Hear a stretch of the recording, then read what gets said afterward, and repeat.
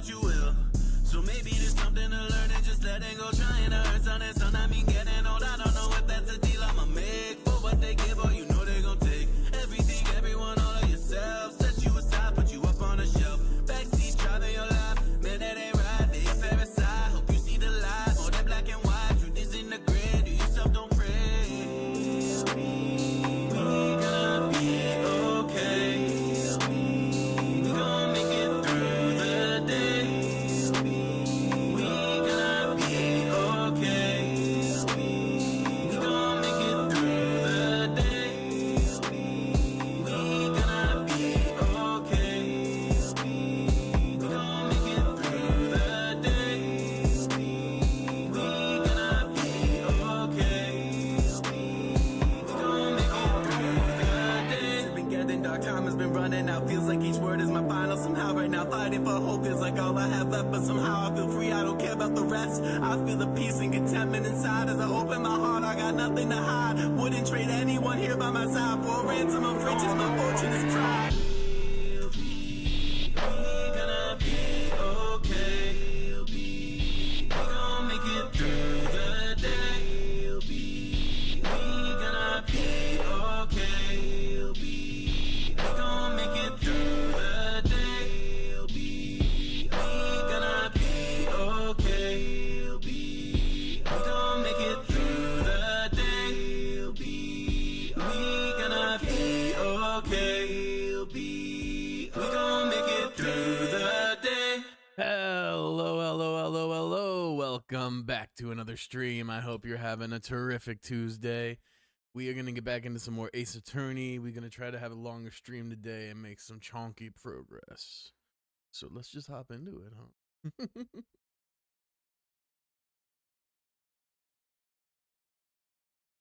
I started a Edgeworth sketch earlier this morning after I did my little warm-ups. Start over.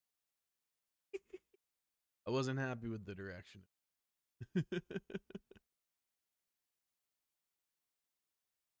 But say love.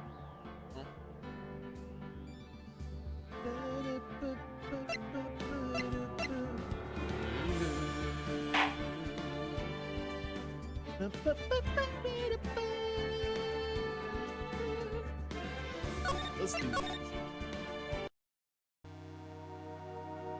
Tell me about it. I nearly died in there. That's my line, sir. No, it's my line. I think I really did die a little bit. Looks like we all nearly died in there. I can't believe Detective Gumshoe. How could he betray us like that? Oh no. Oh no. Huh? He said he'd help me. But he totally set me up. I don't think he meant to do that, Maggie. He was backed into a corner. I mean, the guy's got to do his job, right? It's okay. I know all about lies and betrayal. I've had them my whole life. But it really hurt this time. I felt like someone punched me hard in the stomach. I hate that guy. I don't ever want to see him again. Oh no. Gumshoe's gonna be devastated. Yeah, poor Gumshoe. So the next witness is gonna be that old guy from the park, right? Yeah, Mr. Godot, lover of waitress outfits and projectile seeds. I bet he's gonna be really stubborn.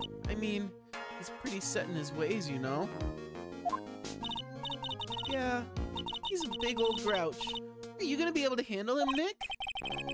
Yeah, I could take whatever he throws at me. Even those never-ending bird seeds.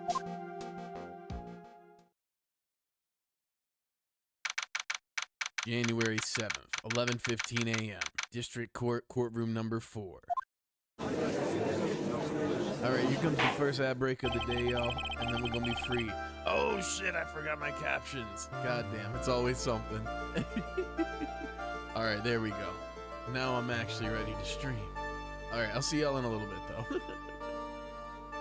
Court will now reconvene for the trial of Maggie Bird. Mr. Godot, Your next witness, please. The prosecution calls the lucky old-timer who caught the show over a cup of coffee. Will the witness please take the stand?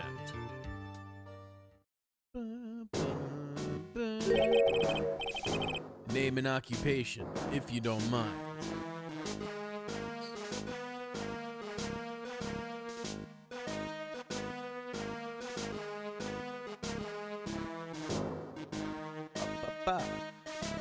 That's better.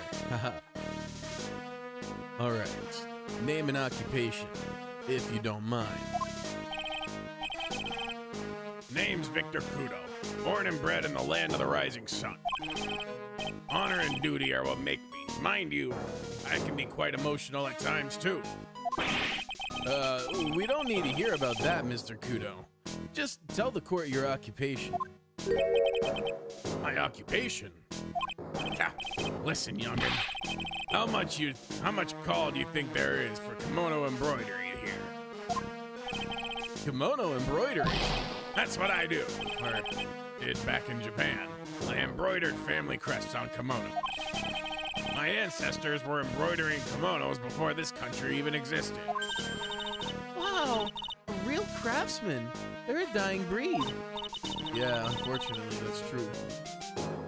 Hey, maybe you could embroider my costume sometime. Hey, that'd be lit. Anyway, like I said, there's not much demand for that kind of thing here. So I had to take a job working the cash register at a burger joint, pretending to smile. That burger joint would have been better off putting him in the kitchen. Yeah, for real. Now then, witness. Were you in the restaurant at the time of the incident? Oh, yes. I was eating some cup seeds over a cup of Javachino. Some cup seeds. Seeds? What do you think these are? I see.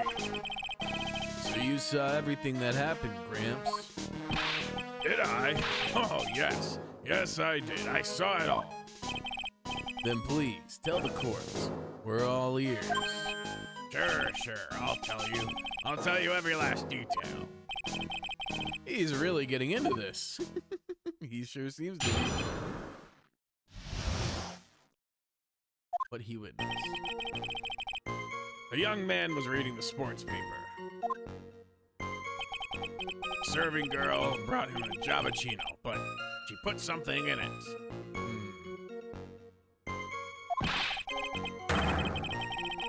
The man took one sip of it, looked like he was in terrible pain, then collapsed.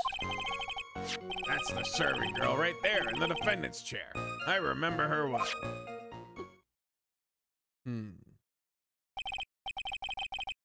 Mr. Kudo, she is not a serving girl. Please refer to her as a waitress. You're as bad as the rest of them. All these newfangled words. What's wrong with the old-fashioned ones, Newfangled? All this talk of radios and glasses. It's wireless and spectacles, I tell ya. Excuse me. Listen to me, everyone. Don't forget the old values. Don't let the good old days slip away. Well, I think it's time to begin the cross-examination. Mr. Wright. Yes, Your Honor. But I wouldn't. So we're gonna press on everything, obviously, as is tradition. So you saw the victim then? You saw Mr. Glenn Elg? I wanted to know if Guts and Braun retained his championship or not. So he was looking at the sports paper the victim was reading, huh? And at the location in question, there are partitions between the tables on the same side of the restaurant, right? So what if there are? If you say that you could see the victim, that means you were sitting at the table on the other side of the restaurant, correct? I go to that place to drink Javachino. I don't go to sit.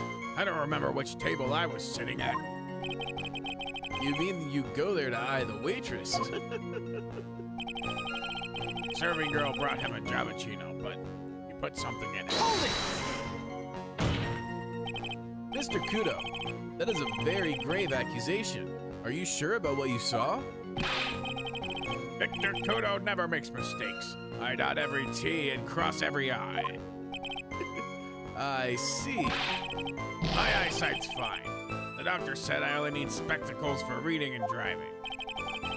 I bet his eyes are only really fine when he's scoping out a waitress. And I saw what the serving girl put into the Giovacchino as well. I bet I know what's coming up. And something tells me I'm not gonna like it.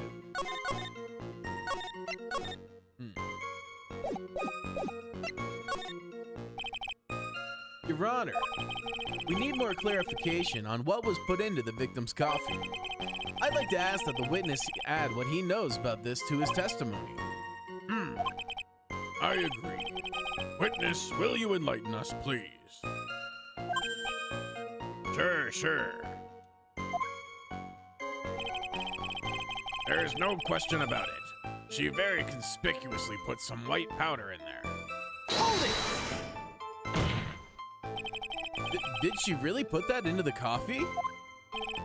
You doubt me, boy? He took some out of the small brown bottle and sprinkled it in.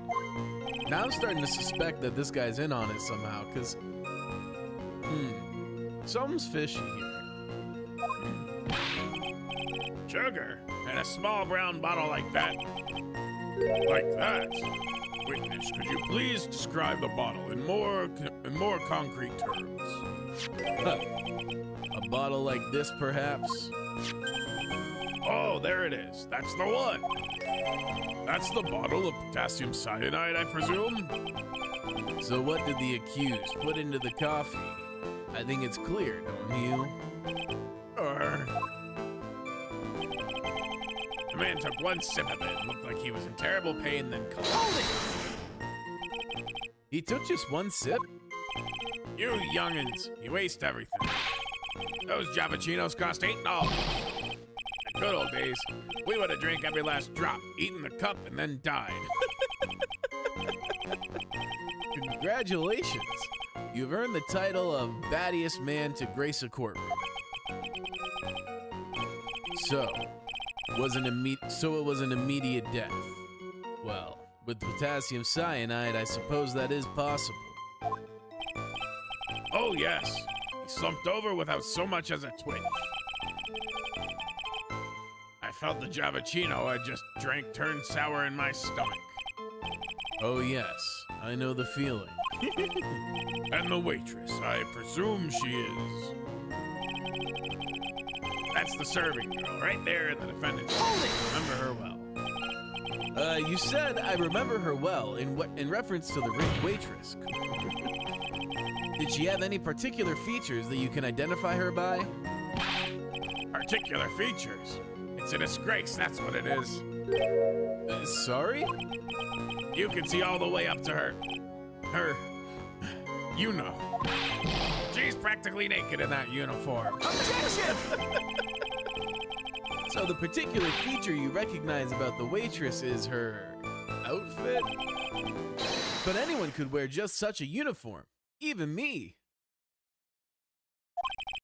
Mr. Wright, please spare the court of any further mental anguish from that image. Don't get all excited, Nick. You've got to keep yourself together. I guess I got a bit carried away. Yeah. I swear to God, if this ends with him wearing that outfit at some point, we're drawing it. It's getting drawn. That's settled. There are other things too I recognize about her. He seems pretty sure of himself. What should I do? Gotta press. I'm pressing on. All my distress is going. Sure, you saw a waitress take the coffee over to the victim. But what matters is whether or not the waitress was Maggie Bird. Quite right. Mr. Kudo, these other features that you recognized about the defendants, I would ask you add them to your testimony. Sure. There was a ribbon in her hair and her apron straps were loose. Hold it! That's all you remember, huh? You do seem to remember several details about her appearance. But what about the most crucial detail of all, her face? Ah, as if I wouldn't remember that. Objection! The witness noticed the straps on the accused's apron.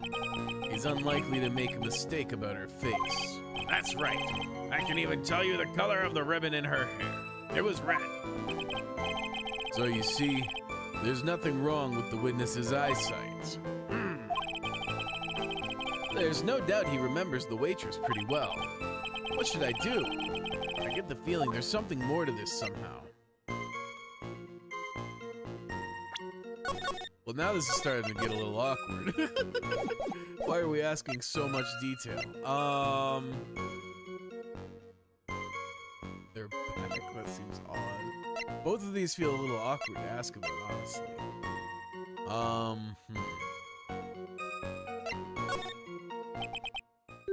Mr. Godot, you seem especially interested in straps. Why is that? What? The ribbon in her hair, the straps on her apron. What's the fascination? Huh. Fascination. Objection! People have all kinds of fetishes, trite.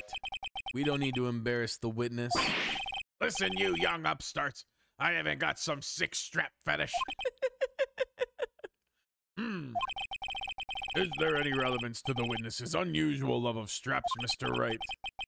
I was just curious as to why he was so fixated on the waitress's straps. I said I haven't got a strap fetish. How many times do I have to repeat myself? Very well. Continue with your testimony, Mr. Godot, and make it strapless. Do you think old Seedy really saw Maggie do it? Well, he probably had his eye on the waitress the whole time. That's why he was there. But he was there for the cute outfits, right? Not the waitress. I guess. She makes a good point, though.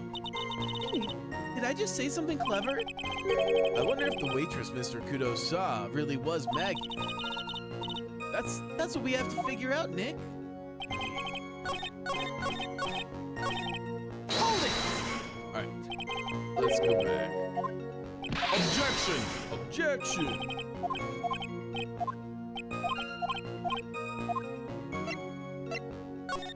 Let's ask about the back. The identifying features you described are all things that you would see from the back. So what? Is it possible that you never saw the waitress from the front at all? Objection! Huh. He's got you there, Gramps. People normally talk about facial features when they're asked to describe someone. But this witness's testimony is nothing but straps and ribbons. This is harassment. I tell you, I'm not obsessed with straps and ribbons. I'm just telling you what I saw. Mr. Godot, the court requests that you add details about any identifying features. Features you observed from the front, that is, to your testimony. Sure. This old man's testimony is getting longer and longer. And if I can't find a hole in this soon, it'll get even longer, I bet. There wasn't anything that caught my interest about her when I saw her from the front. Hold it! You didn't find anything to be distinct, but you did clearly see the witness's face, yes? No question about it. I didn't come this far to back down now. Victor Godot never backs down. That's not the answer I was looking for, but okay. This has turned into a matter of pride for old Seedy now, I guess. I wonder if he really did see Maggie's face or not. Like I thought, we need some concrete proof of this. Proof that the old guy didn't see the waitress clearly from the front. Do you think old Seedy really saw Maggie do it? Okay, we're back to this.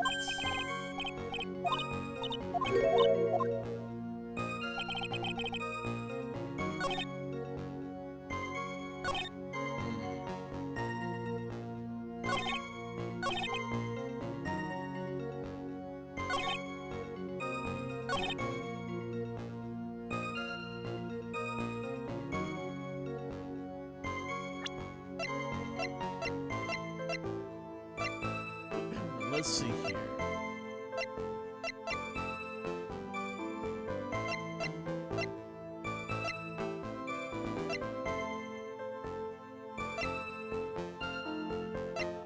Oh, I see.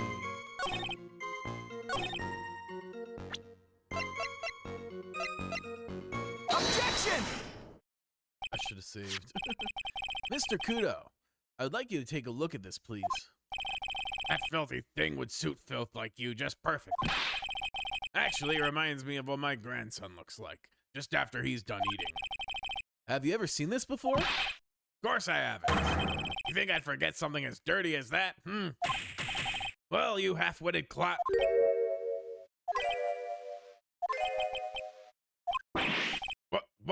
What is it? Ever since I said, you half-witted clot, there's been an eerie silence in here. Mr. Godot, this apron is the apron worn by the defendant on the day of the poisoning. And as you just said yourself, you wouldn't forget something like this. Which means, if you had really seen this apron before... Yes, you know what I'm getting at. You couldn't have possibly seen the waitress from the front. Oops. Got his ass. Witness. You can't just oops your way out of this. Huh. Well, well. Looks like we finally have a genuine trial on our hands.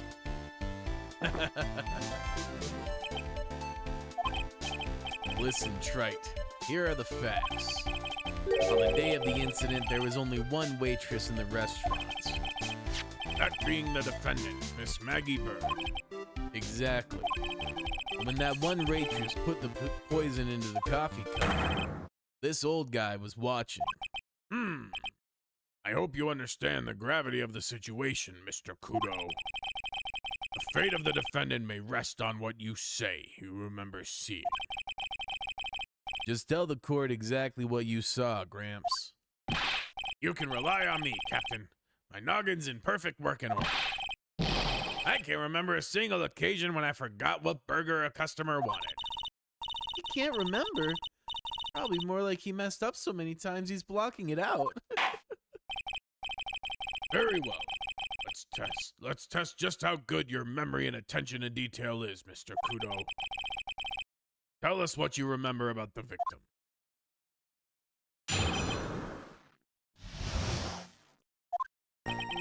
He was another one of those pesky young types, wearing a broken pair of spectacles. He had a newspaper in his right hand, and the noisy brat kept rustling its pages. The young man was listening to the wireless, I remember that well. Then the serving girl in question brought over the cappuccino.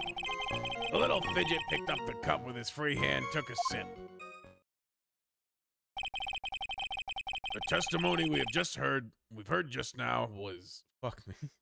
The testimony we have just heard was to test how credible the witness's memory is. It seems to me that he remembers the victim in a great deal of detail. Oh yes, I hate those you-know-what types who are so vague about everything. How are we gonna handle this, Nick? We only need to do one thing. We just need to prove that the old man's memory is shot. Just trip him up, you mean? Isn't that kind of cruel? I suppose, but it's what I do best.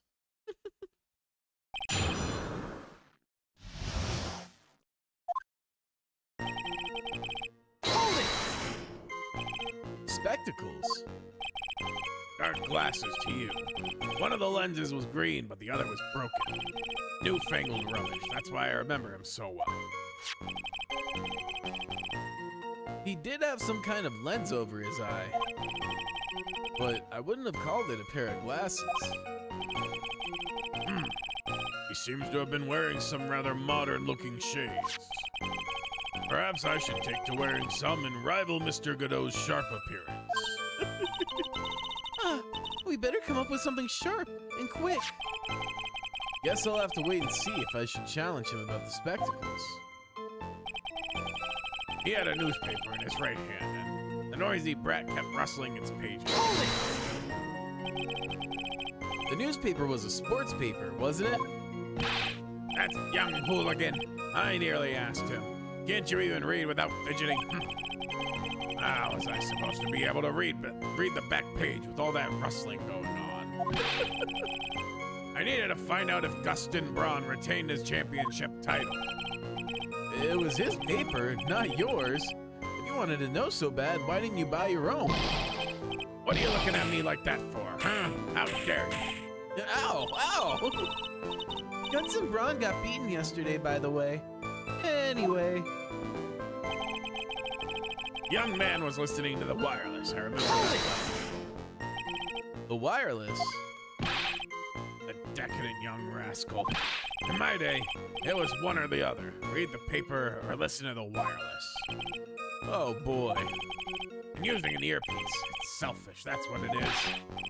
I was straining my ears, but I couldn't catch any of it. Was he that desperate to listen to the radio? What are you looking at me like that for, huh? How dare you feel sorry for me? Ow! Ow! Hold it!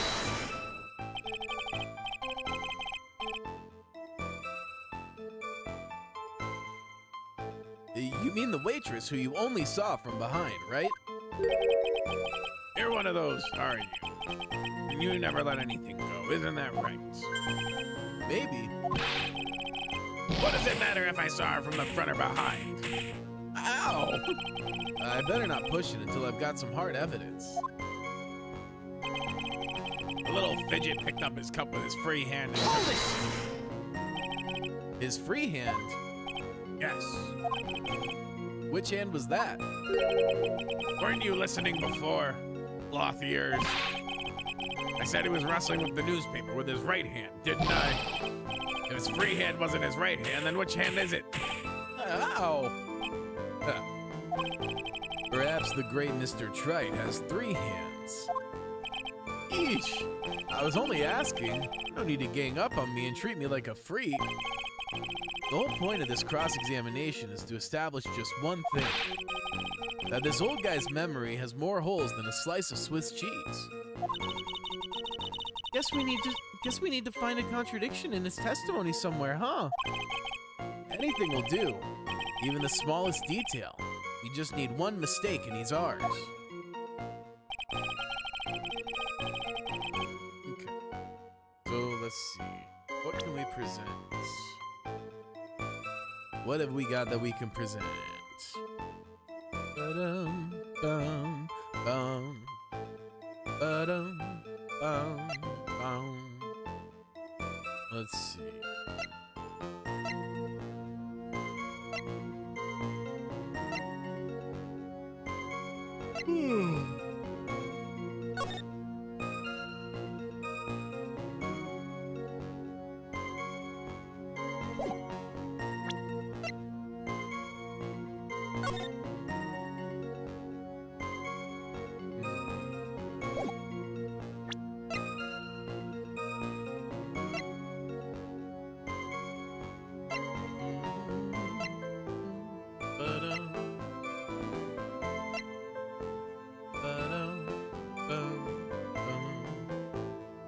Let me save first and foremost, eh?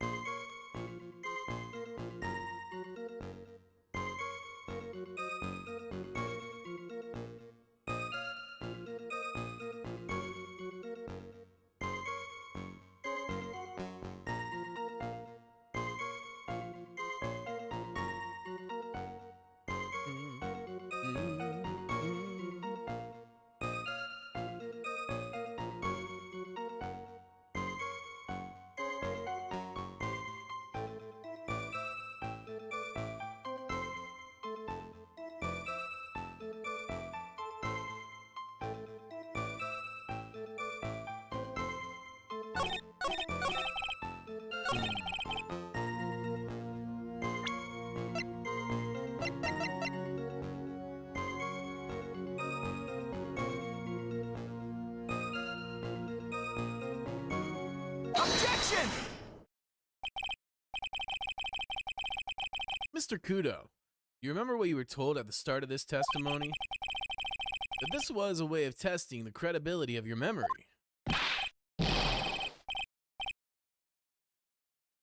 I know. There's nothing wrong with my memory, I tell you, nothing. If I got anything wrong, I'll eat these seeds and sing the pigeon song. Care to tell us where this is going, Trite? According to Mr. Godot, the victim was holding the paper in his right hand, while drinking coffee with his free hand, which would make that his left. What is this, kindergarten? But I would like the court to please take a look at this. That's the cup the victim used, correct? Yes, and on the rim, you'll notice a mark left by the victim's lips. Yes, there's a stain left by the coffee. If you consider where the stain is, you'll clearly see that the victim was holding the cup in his right hand. See. But how? Well, Mr. Godot, the court is waiting for your epic performance. You said you'd eat those seeds and sing the pigeon song. Mr. Godot, I'm afraid this is simply not acceptable. I think the witness had better go back to the park. Wait! Uh-oh.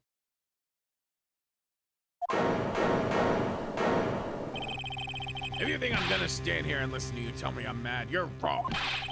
I don't care about that dirty coffee cup. I know what I saw.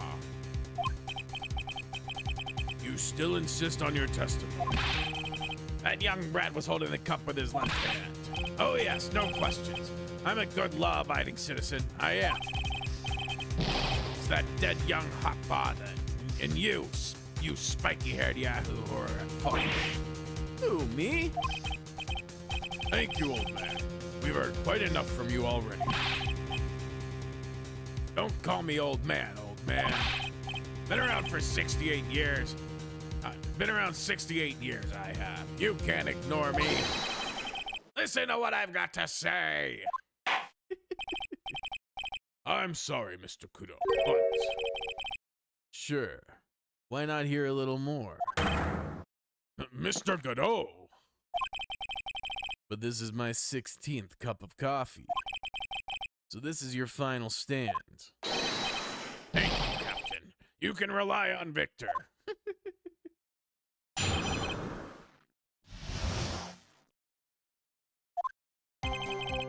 The boy was wearing the earpiece on the same side as the green lens of his specs. He kept fiddling with it all the time. He was fiddling with it just before he picked up the coffee, too. Then he used the same hand to pick up the cup with his left hand.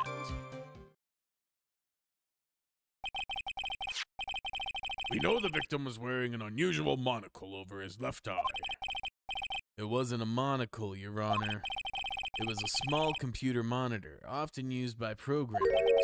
A monitor? You mean like a television screen? The inside of the lens is a screen that displays computer data. It's called an HMD. It's a common tool in the victim's line of work. HDTV, DVD, CD. All these newfangled letters drive me mad, but they don't matter. I know what I saw, and I'm telling the truth. It's true. He doesn't seem to be lying. And those are facts, in good old black and white. Let's see. Hold it! So the victim was wearing an HMD. That's cool. One second. I want to see. This game's a little dated, right? Oh, these do still exist. Oh, this is not at all. This is a fun.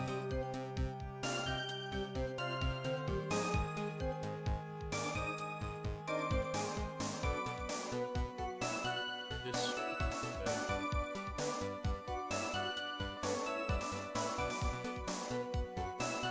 Yeah, okay. Head-mounted display.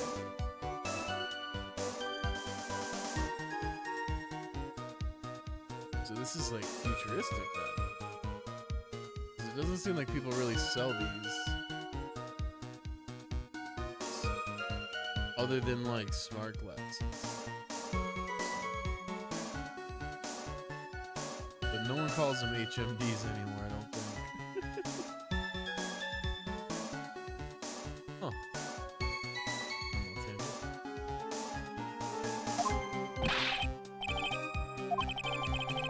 It was none of them actually, but anyway. And you're sure that he was wearing the earpiece on the same side? No question. I can only see that side of his head from where I was sitting. Yeah, that's pretty obvious if you look at the floor plans.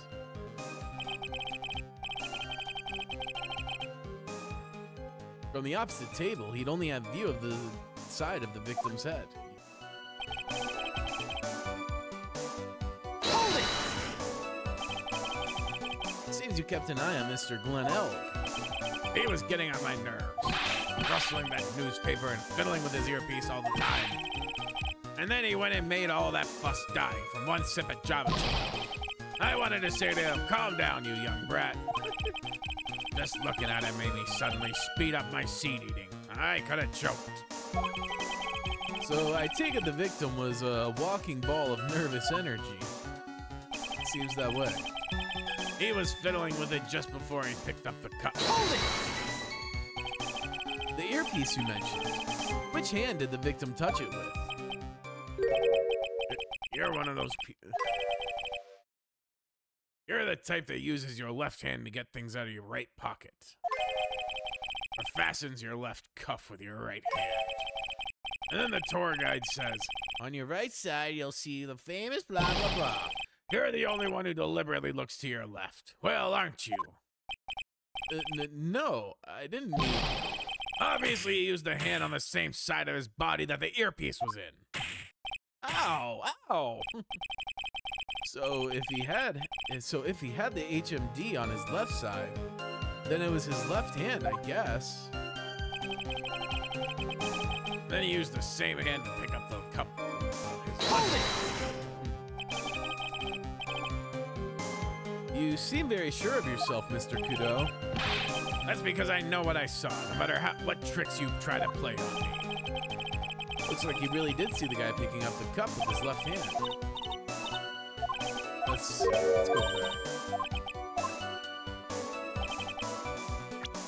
Let's see, what have we got?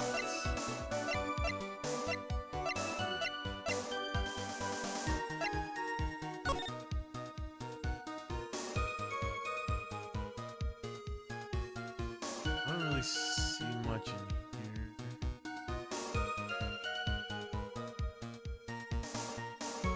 I'm trying to honestly make sense of this photo.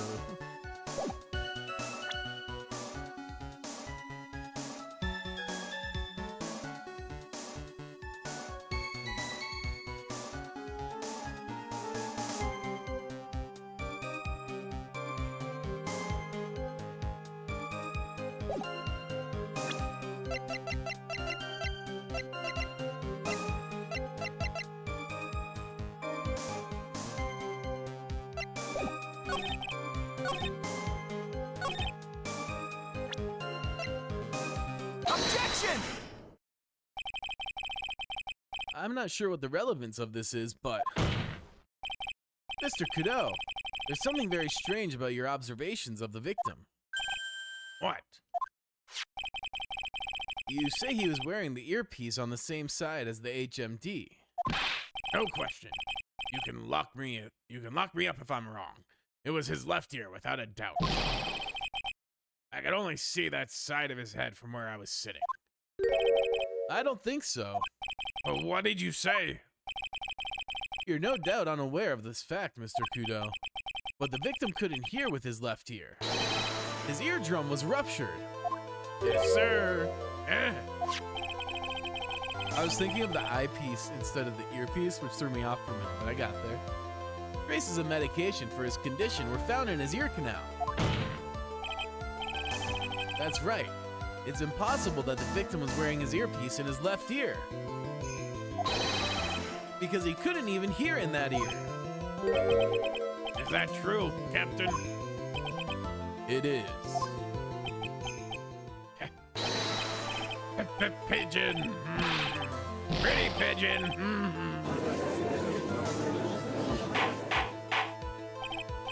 Order, order, order. The witness's testimony is completely unreliable. He only saw the waitress from behind. And he claims the victim was wearing an earpiece when we know his eardrum was ruptured. Well, Mr. Godot, a single drop of milk is all it takes to destroy the pure black magic in the cup. This old man is my drop of milk. Captain, are you calling me a drip? This is the victim's coffee cup in which the potassium cyanide was found. The mark on the rim clearly shows that the victim picked it up with his right hand. I'll never back down. I know I'm right. The lad drank his Javachino with his left hand. Let me put you out of your misery. Clearly the victim used both hands. He took a sip with the cup held in his right hand and then switched to his left hand. That's what the old man saw. Objection! Impossible. The witness has already testified on numerous occasions that the victim died immediately after taking just one sip of the coffee. Objection! Which hand the victim used to pick up his cup is irrelevant, Your Honor. The facts still stand. With one hand or the other, Mr. L drank the poisoned coffee. Like this. Sadly, Mr. Godot, that doesn't wash. The point of this testimony was to establish whether the witness's memory is credible. And the results are clear. The testimony given by this witness is useless.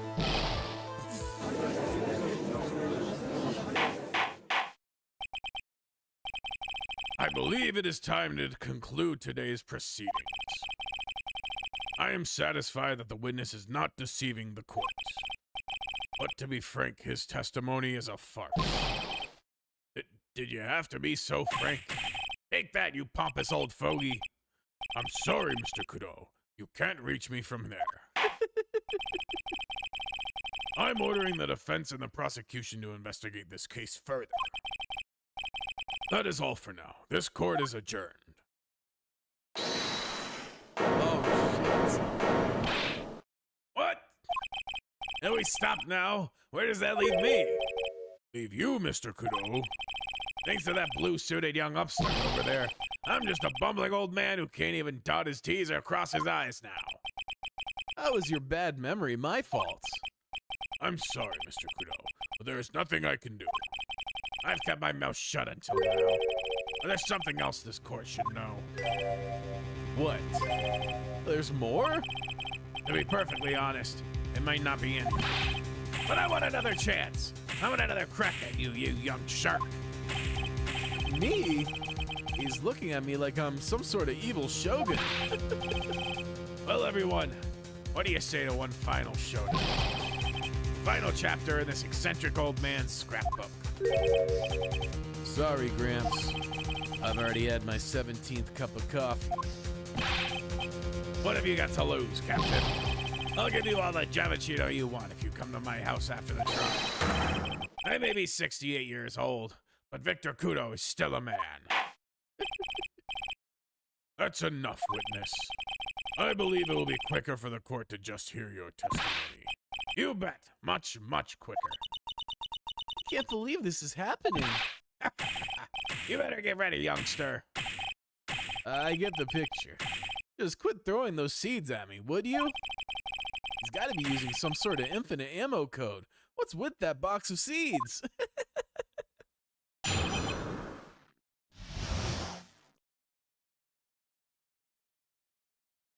All right, the final showdown. First of all, I want to stress that this might be nothing. I'm not too sure of it myself. The young boy slumped over the table as soon as he took one sip of his Javachino. Well, the clumsy idiot upset the vase. He knocked it right over. It broke and the strip of cloth covering the table got completely soaked. Well, how about that? Turn things upside down, Not really.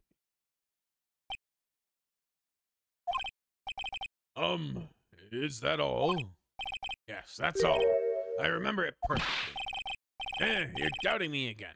You're doubting a poor, defenseless old man. No, we're not doubting you, Mr. Godot. Don't you get the feeling there's a question hanging on everyone's lips, Nick? Yeah. So what, probably. That's all I can think of, and I have to cross-examine this guy. You're a bird brain. That's why. That's all you can think of. Very well, Mr. Wright. Your final cross-examination, please. At least it's a short testimony. First of all, I want to stress that this might be known. I'm not too sure myself. The court generally prefers if the witnesses are sure of themselves, Mr. Godot. Noisy brat.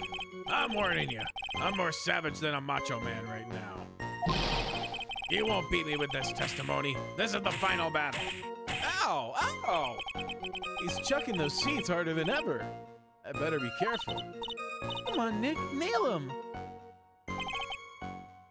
The young boy slumped over the table as soon as he took one sip of his Java. Hold it! The court has already heard that testimony, Mr. Godot. Know that? I was just setting the mood. How else am I supposed to build up the suspense? The suspense? Yes, now what do you think? Should I work the audience a bit more? No, please, continue, Mr. Godot. As quickly as possible. All right, now where was I? Ah, yes, the young boy slumped over the table and... Well, the clumsy idiot upset the vase. He knocked it right over. A vase, you say? Yes. There are vases on all the tables in that place. There are accidents waiting to happen. They're practically begging to be knocked over. Well, he's right about there being vases. I do remember seeing them, too. There was a vase on the table when I ate lunch there, and that one's up. Right. And you saw the moment the victim actually knocked over the vase? Well, it's hard to say. A bit unclear. How do you really define? Okay, I get it. I heard it break, and and the sight of it is burned in my memory clear as day.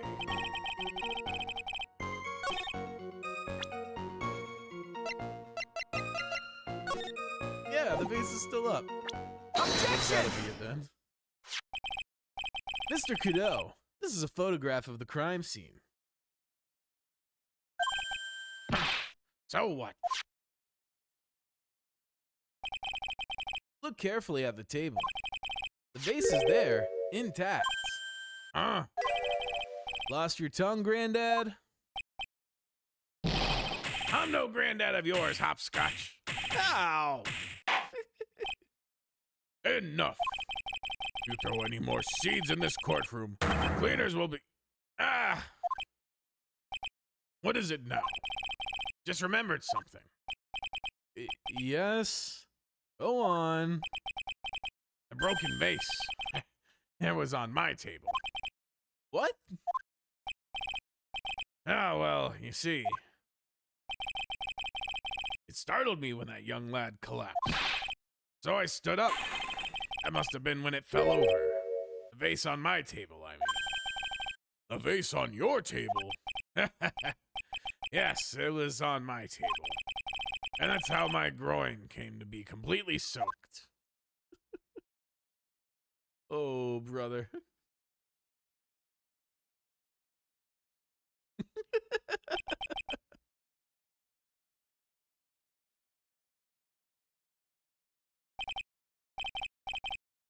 Thank you, Mr. Godot. You certainly earned your kudos for today. All right, I'd like to ask a question now. Have I been any use at all?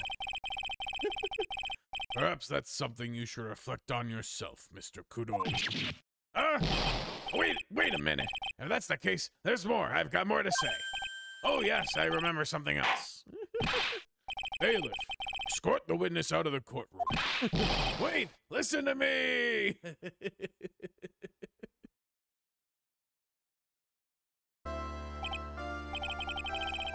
Well, we seem to have been considerably sidetracked, and I'm still not in a position to deliver a verdict. The defendant has not been positively identified as the waitress in question. Additionally, there are two disparities in the testimony we have heard thus far. The mark on the coffee cup that the victim supposedly drank from with his left hand, and the earpiece, which was inserted into his left ear, out of which he couldn't hear. Wow, Nick, you did it! I therefore require both the defense and prosecution to further investigate the facts.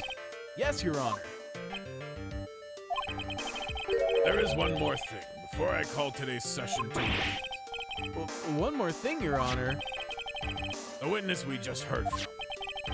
He is most insistent that his testimony should be of use. So he summarized it accordingly into this statement. Okay. You may each have a copy of it if you wish. Whatever. The prosecution doesn't need props like that. Godot's really mad, huh? Yeah, I would be too. Very well. There you are then, Mr. Wright. There are 3 copies, my own, yours, and Mr. Godot's. Yes, Your Honor. When the incident occurred, I broke my vase at my seat. I'm sorry. I'm sorry? This isn't a piece of testimony. More like a 5 years old apology. What the heck are we supposed to do with 3 copies? That is all. The court is adjourned.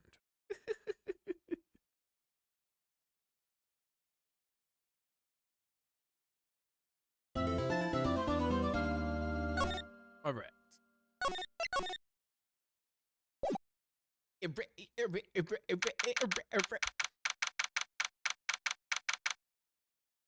January 7th, 12:52 p.m. Wright & Co. Law Offices. So how do you think the trial went this morning?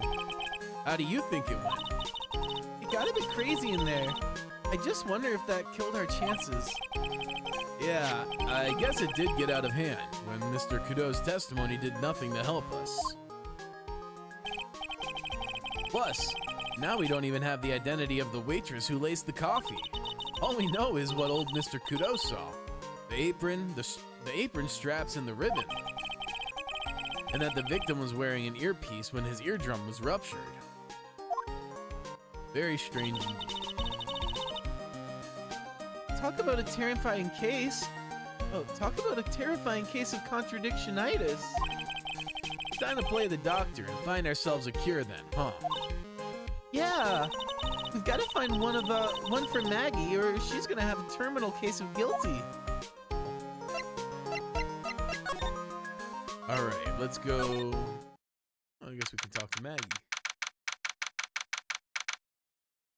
January 7th, detention center, visitors room. I guess Maggie's still in questioning. What? We've got questions to ask her too. Hey, Tony, welcome.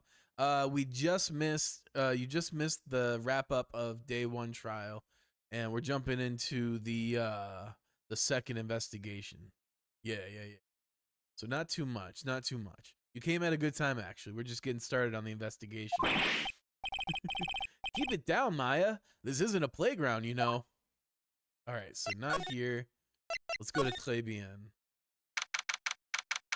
January 7th, Très bien. Empty as usual. Yeah, and it's lunchtime too. We gotta get fake Phoenix. Yeah, for real. I'm curious how he ties into all this. That's it. Come on. Hey, that sounds like... Now just call it 8, pal. Come on, I know you can. He's getting really worked up about something. No, that's the wrong number. Looks like an 8 would have only netted me $5 anyway. What a ripoff. What's the problem, Detective Gumshoe? Huh? Oh, it's yous. I was just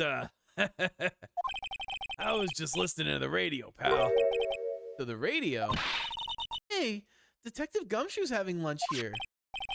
He is, and he's having the twin tea set. Is that the only thing they serve here? What can I say? This is a nightmare. How am I supposed to look Maggie in the eye now, pal? You really drove her into a corner, you know. Yous always blow up on my testimony. Why, of all days, didn't you do it? Yous do it today. Sorry.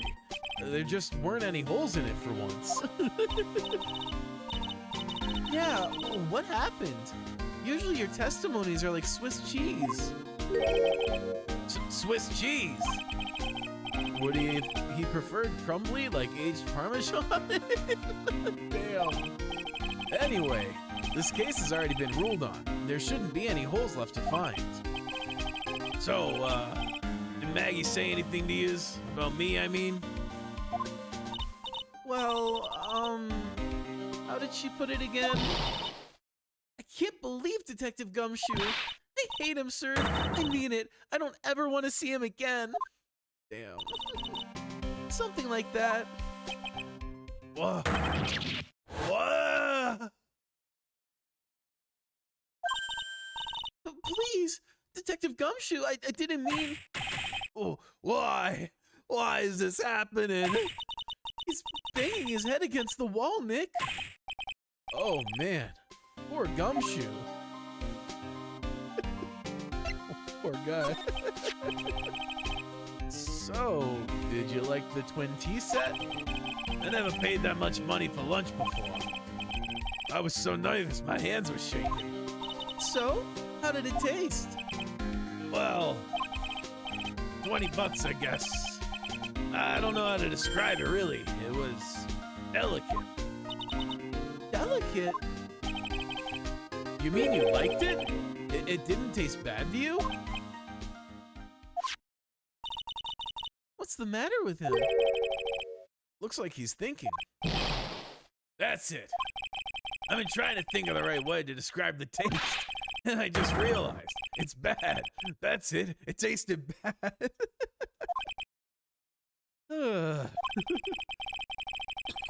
Excuse me. It's just kind of hard to admit it to yourself when you paid 20 bucks for it, you know?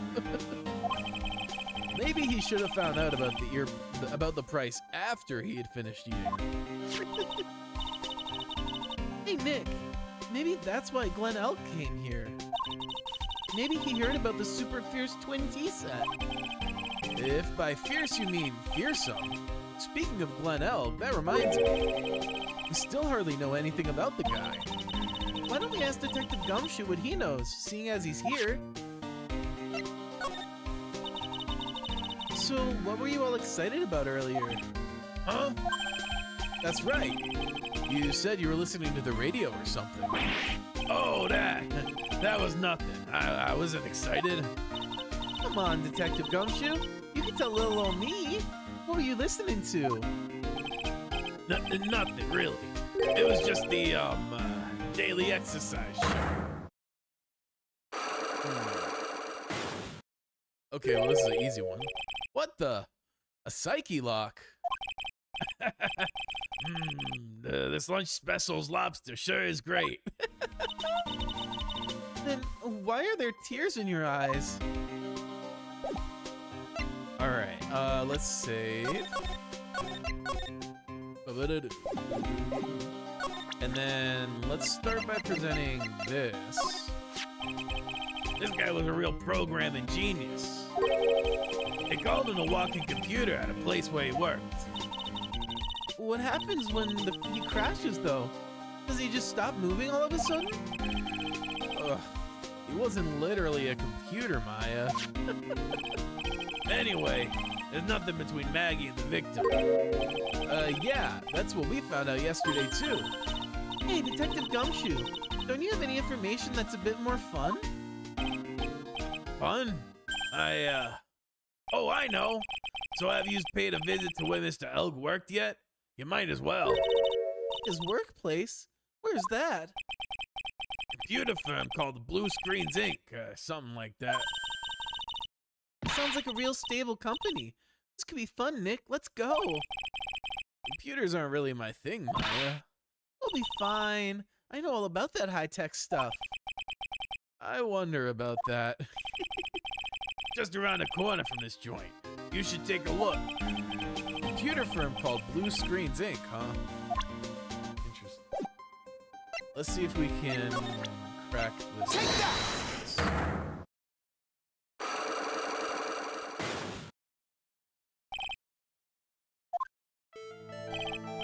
All right, Detective Gumshoe, tell me the truth. What were you listening to? No way, pal. Now that you've made a big thing out of it, I'm not gonna tell yous. We'll see about that, pal. Considering all the noise you were making while you were listening, it's pretty clear what kind of radio program it was. I'd say it was related to... I mean, I assumed the lottery ticket, but... because of the numbers, but... Take that! is that really something they still announce on the radio? I'm right, aren't I? You were listening to the lottery results, weren't you? You thought you'd try to win big, just like Glenn Elg did. It's like you could see right through me. Huh? I've cracked him already. See, pal? That's why I said it was nothing. So...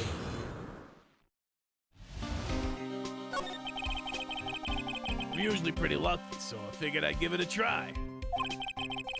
what's with everyone in the lottery? So, how did it go? I won 50 cents. It'd be better to win nothing at all than half a lousy buck.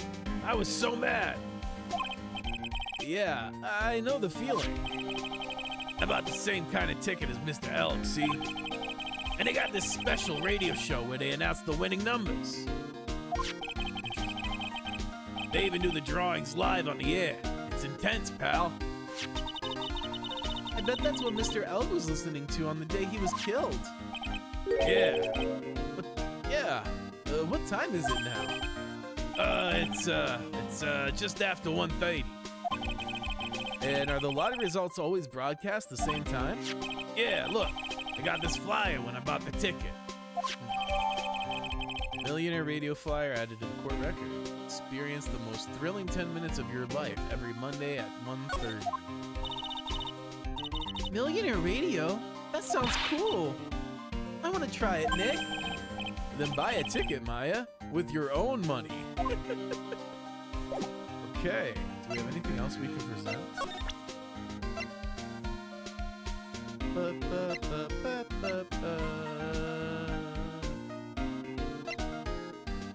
Also, any update on the shit that we found in the kitchen, Mr. Gumshoe?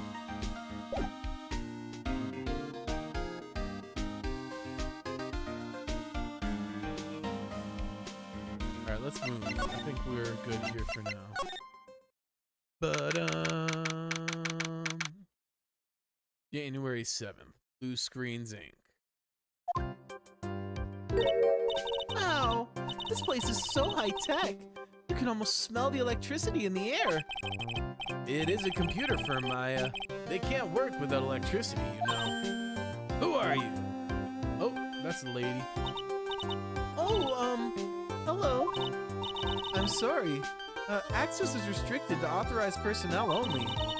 This is a computer programming laboratory. There are far too many trade secrets that could be leaked. Wow, what secrets? Everything you see here is classified. No information can leave this building. Understood. Who is this woman? She's like a robot from some kind of whacked educational show. My name is Lisa Basil. I'm the company director.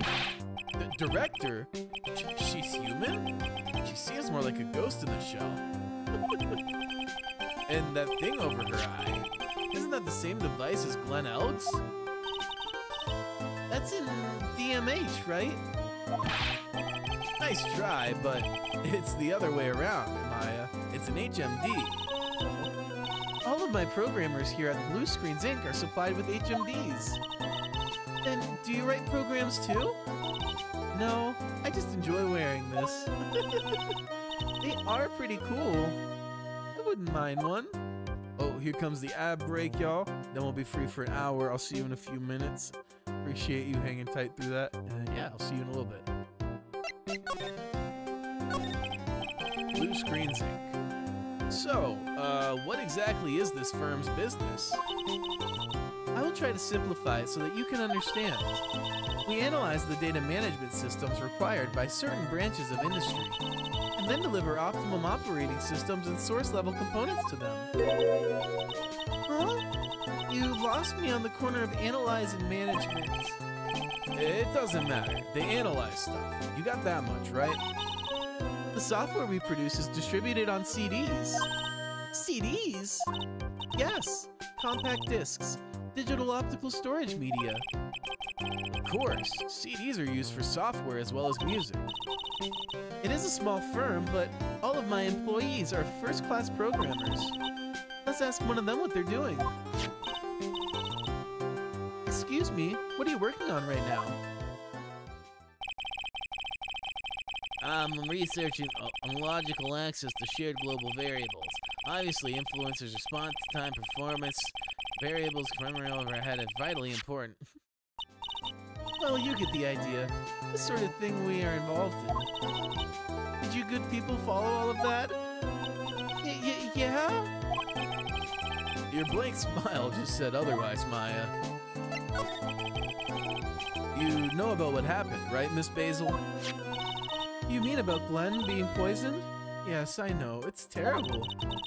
Can you tell us anything that might be helpful? I don't think so. A police officer was here earlier, too. But I couldn't tell him anything either because the waitress who committed the crime has nothing to do with Blue Screens Inc. Oh. How about Mr. Elg's desk? Have you cleared it out already? No, not yet. It's this one right in front of you. If there's anything that might be useful, you're welcome to take it. I guess there might be a clue here somewhere. Examine. Whoa, look at this desk, Nick. What a mess. Looks pretty average to me. You can't get any work done with everything all over the place like this. You think? Real whiz kids can work under any condition, you know?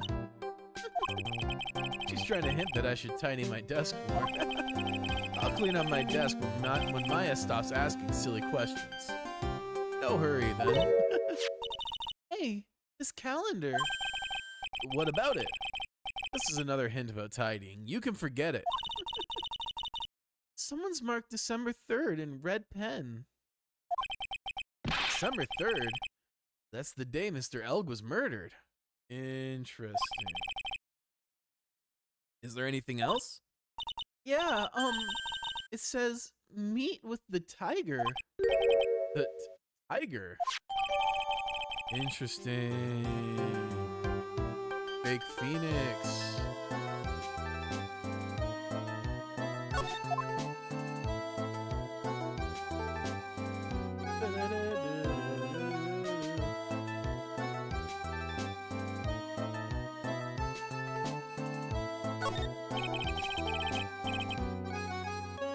He's really pounding that keyboard, isn't he? Wow, I bet that's where the pro and programmer comes from, huh? For sure. I guess I shouldn't be resting on my laurels. Gotta expand my skill set and all that. Yeah, that's a good idea. Maybe I could become old CD's apprentice. And what about your spirit medium training?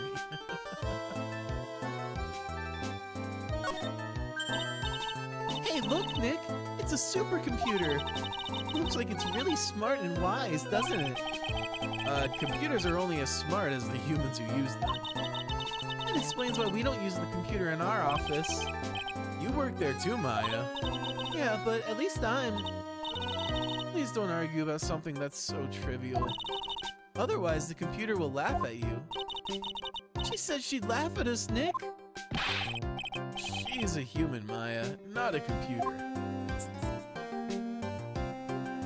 Oh my god, are those all lottery tickets? Wow, look at this mess. It looks like they're all betting tickets. What kind of betting tickets? For betting on which horse will win a given race. They're horse racing tickets. Oh, brother. Dude had a gambling problem, huh? Oh, wow. His drawers are stuffed full of these. Looks like they're all losing tickets, though. Over 500 of them. Oh my god. This many tickets would get you, what? $1 down at the recycling center? But I didn't know you were so hard up that you'd try to profit from the dead, Nick. I'm just taking them as evidence, Maya.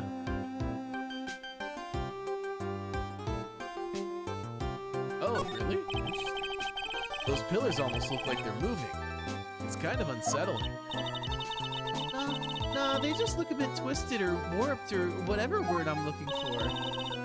This office was designed with a futuristic feel in mind. Futuristic? Yes. We tried to imagine what things might look like in the future when we designed it. It helps soothe and calm the soul. On second thought, I agree with you, Nick. This place is really unsettling.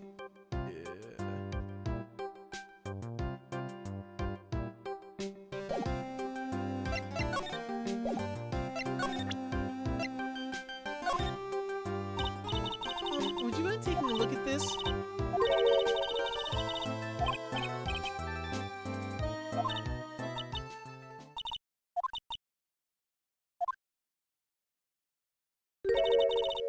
No, it's not. There's no point in having a password if it's always the same thing, Maya. I guess she just doesn't want to talk about this.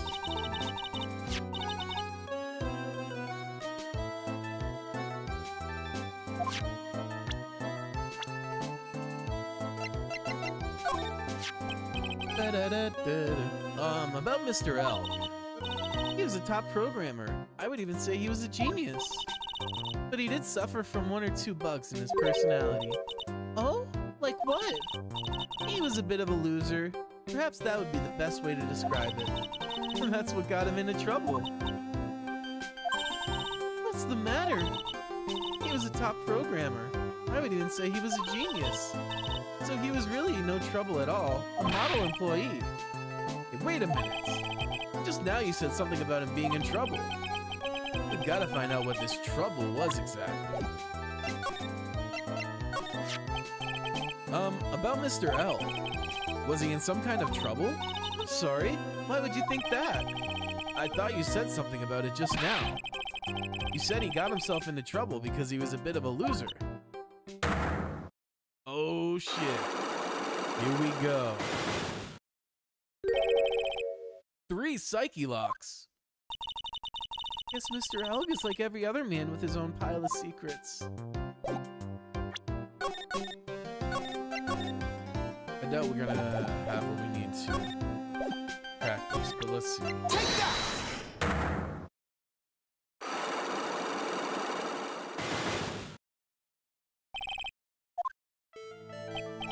So, how about you tell me what kind of trouble Mr. Elg was in? I'm sorry, sir, but we don't deal with the troubleshooting here. Perhaps you'd like to speak to someone in customer service. What's she talking about? I guess I'd better just take a shot and see where it gets me. Miss Basil, let me ask you something. Did Mr. Elg's troubles have something to do with this? Take that! I mean, probably, right? What is that? A bunch of horse racing tickets. All losing ones. With that many tickets, you could get $1 at the recycling center. You good people are very, very bad. Cashing in on another's misfortunes is immoral. Is that a whip of hypocrisy I smell? But what is the relevance of these tickets? The victim, Mr. Glenn Elk. He had a gambling habit, didn't he? I don't think that's a logical conclusion based on the facts. Everyone likes to go to the races from time to time. Yeah, but not everyone buys this many tickets. Anyway, I don't believe that proves anything on its own. You're right, but I'm not through yet. Mr. Elk's gambling wasn't restricted to horse races, was it? Well, this is an easy one. Take that! The lottery, horse racing, he bought a lot of tickets and lost a lot of times. That's gotta have hurt his wallet pretty bad, don't you think? Maybe bad enough to be the cause of some pretty serious trouble, perhaps. No! You You are right. Glenn did have a gambling habit. You good people must not follow his example. Do you understand? Trust me, even if I wanted to, I don't exactly have the money to buy any. But if you win, there's no problem, is there? And Glenn had a winning ticket, didn't he? For $500,000. Yeah, but it's hard to imagine how he could have been in trouble then, isn't it? It's true that Mr. Elg won $500,000 in the end, but that was his first stroke of good luck. He was in deep trouble before that. Deep trouble? What do you mean? Mr. Elg's real problem was with something or someone more terrifying and ferocious. Oh, we don't have fake Phoenix yet. It's definitely got to be fake Phoenix though. All right. All right, well, let's go to the kitchen then. Or... Sure. January 7th, Très Bien Kitchen. Huh? Mr. Armstrong's talking to someone. It's Wednesday. I'll be back next month. Oh, notre month! I will be waiting for you. If you haven't got it by then, I'm afraid I might get a little hot around here. No, I will have everything ready, I promise. I love fire, you know. I love the way it crackles. Oh, no, no, no! Stop it, I beg you! Then don't let me down. I'll be watching you. Mais no, this is not necessary. You can trust me, mademoiselle. Talk to anyone, and I'll drive a knife right through your hearts. Oh no, you do not have to worry. You know you worry far too much. Maybe this will help you relax. It is la oil of the sandalwood. I do love raw meats from time to time.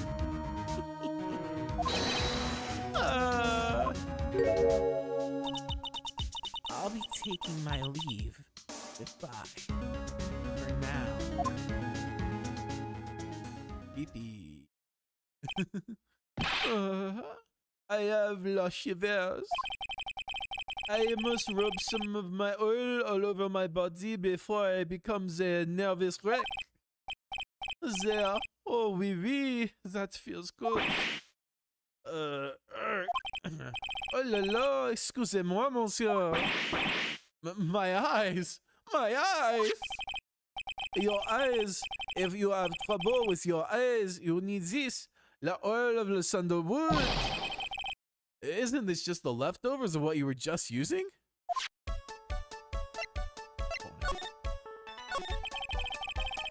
You don't exactly have many customers, do you, Mr. Armstrong? No, you are right, monsieur. But perhaps that is the perfect time for you to visit me, no? That way I can give you my undivided attention and cook for you la dish supreme. Putting on a brave face, huh? That's what girls do, Nick. But you are right. Business is very difficult these days. Perhaps the name is the problem. People do not understand it. They think it is très. But I just wanted people to think that my restaurant was exclusive. But they think you just serve fast food on cheap plastic trays? Nick, that's the kind of thing that could make a girl cry. Have you forgotten that Mr. Armstrong is a man, Maya? But this restaurant is my life. It is everything to me. I will defend it to la finale. No one will take it from me. So, who was that woman you were just talking to? Oh la la, you saw that? Ah, well, yes, sorry. So, who was she? She looked so polite and graceful. Polite? Graceful? And she likes raw meat and fires, right? back next month. Oui, after a month, I will be waiting for you. If you, yeah. Now that I think about it, hey Maya, I think it's pretty clear what kind of conversation they were having. You think so? Well then let's show him that piece of evidence and see what happens. Is it gotta be, So long as that paper exists, I am but a delightful angel with love broken wings. An angel, huh? Doesn't bode well when you think about it. Oui, they kept harassing me month after month. In the end, I had to give in. I agreed to help them. Help them? With what? Mais bien sûr, if I did not owe them la money, I would have refused. But my hands were tied. Please, what did you agree to help them with? No, I cannot say. If I tell you that woman will slice me up and eat me with la salade garnish. Ew. I hope he doesn't mean that he'll literally be sliced up and served with garnish. I am going to guess... I'm gonna guess that woman has something to do with your loan contract, am I right? Please, Mr. Armstrong, tell us about that woman.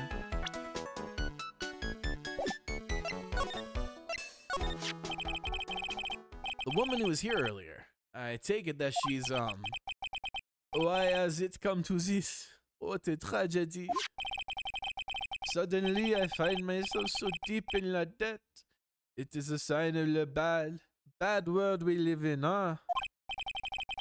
No, I'd say it's more of a sign of the bad culinary skills. The woman who is here, the scary woman, she is from the loan office. Loan office? Is that where you borrowed the $500,000 from? Excuse me. Oui, tender lender it is called. Catchy name. Just hearing it makes me want to borrow some money. Please, you must not borrow from them. If you must, no more than $10. $10? Sounds like your whole monthly stipend, Maya. Hey, I get a bit more than that, thank you very much. So tender lender is the loan office you borrowed $500,000 from, huh? I wonder if they got anything to do with this case. I am a weak woman. When I am upset, I have to buy something nice to cheer me up.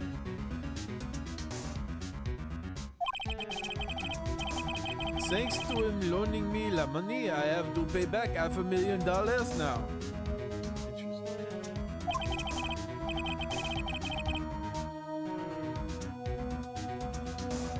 I am like a slave.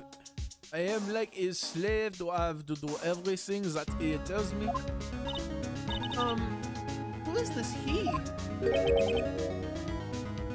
La tiger. The tiger? Oui. He is the manager of the tender lender. A terrifying man, the big city mobster. When he shouts at me, my knees are trembling, and his voice is ringing in my ears for 3 days. As soon as I hear the noise of the battered old scooter he rides, I start to cry. A big city mobster who rides a battered old scooter. Does this guy resemble me by any chance? Oh, no. This man has a presence. A most formidable personality. Also, oui, he does have the spiky hair, just like you. Oui, there is a resemblance here, I suppose.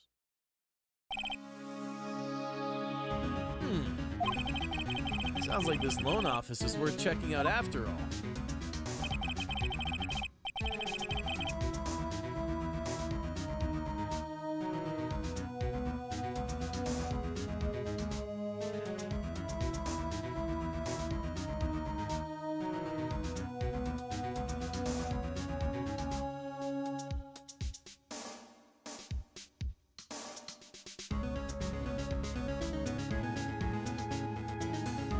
If you want to visit the Tenderlander, it is just beyond Vitamin Square. Hey, Nick. If you need money, I could loan you some. As long as it's less than $3. Thanks for the offer. Just beyond Vitamin Square, huh? Alright, let's move. Well, I'm gonna head back to the precinct now. Got a bit of meeting starting in a bit. About Maggie's case, you mean? No, that's pretty much wrapped up now. There's another big case going down at the moment, so she's been pushed aside. Okay, well, see you later then. Bye.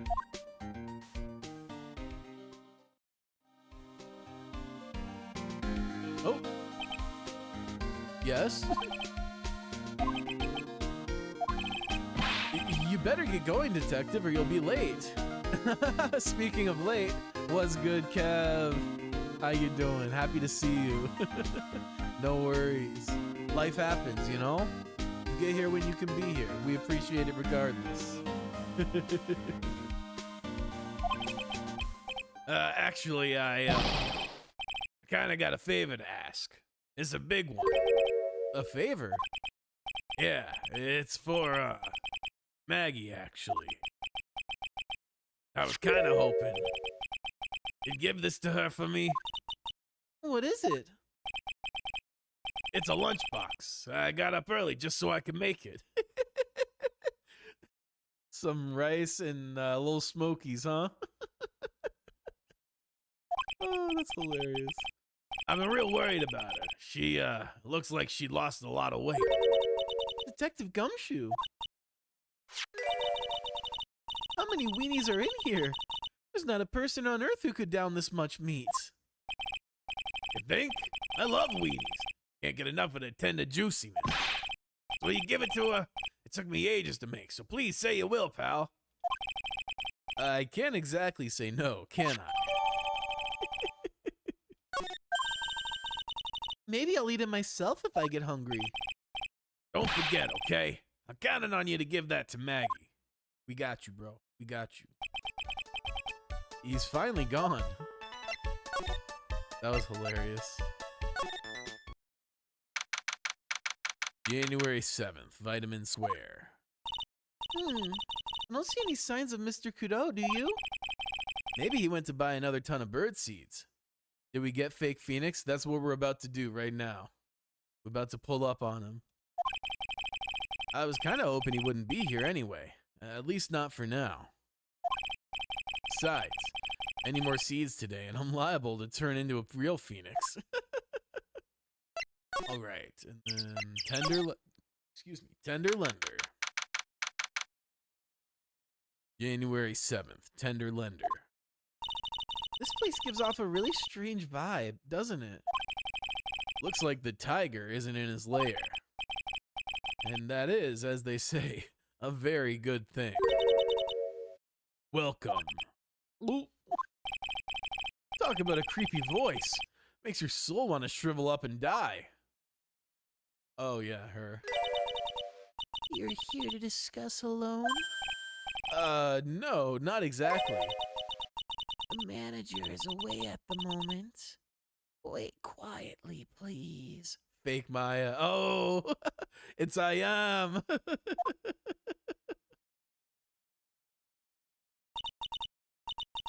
Fake Right and Law Co-Office too, if you think about it. Oh yeah, because the window's there. I wonder if they got like a plant or something, or maybe this punching bag is their version of Charlie. She's gone, just like that. I guess we'll just have to come back another time. This is the perfect opportunity, Nick. This place reeks of suspicion. Come on, Nick, let's take a look around, okay? Do you think it'd be okay? Of course. No one will ever know. Coffee? I'll leave it here for you to enjoy. Quietly. Yes, thank you.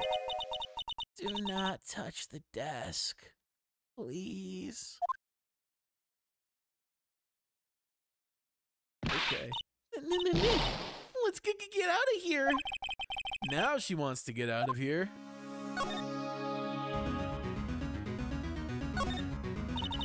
What's this? It's a punching bag. What? No way. You wouldn't catch me walking around with a bag like that. What do you mean walking around? The design's gross to start with, and it's way too heavy to be practical. But why is it called a punching bag? Don't people know messenger bags are in? I knew it. I was right before back at Très Bien. Paris fashion is way more my thing. I really hope she's pulling my chain on this one. You never know. You never know. Maya can be a bit ditzy at times. Win through compromise. I wonder what that's supposed to mean. It must mean something if they took the trouble to frame it like that. Yeah, well, it doesn't make any sense to me. That's Tender Lender's guiding principle. Oh! Compromise the customer to win. Oh, I see. How about you, Nick? Well, as long as we don't have to compromise my hair, I'd say we're okay. That's one slogan no business owner should ever explain to their customers. Ugh.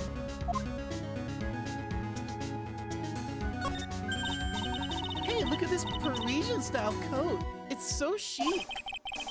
Looks more like a pimp coat to me. Guess I haven't got an eye for fashion. Hey, look at this. This suit is the same color as the one you wear, Nick. The same color as my suit. Keep your voice down, Maya. Nick, you've got to take a look at some cake. I'll just leave it here for you. Yeah, sure. Thanks. Just wait here quietly. Otherwise... Sure. Did you hear that, Nick? Wait quietly, she said. Yeah, sure. I have my eyes on you. Only so I can take care of you. Understand?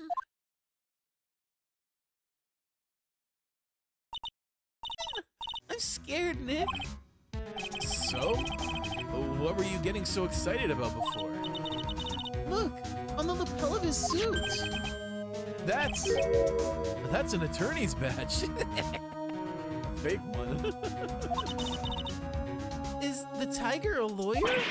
No way! Look at this thing. It's made of paper.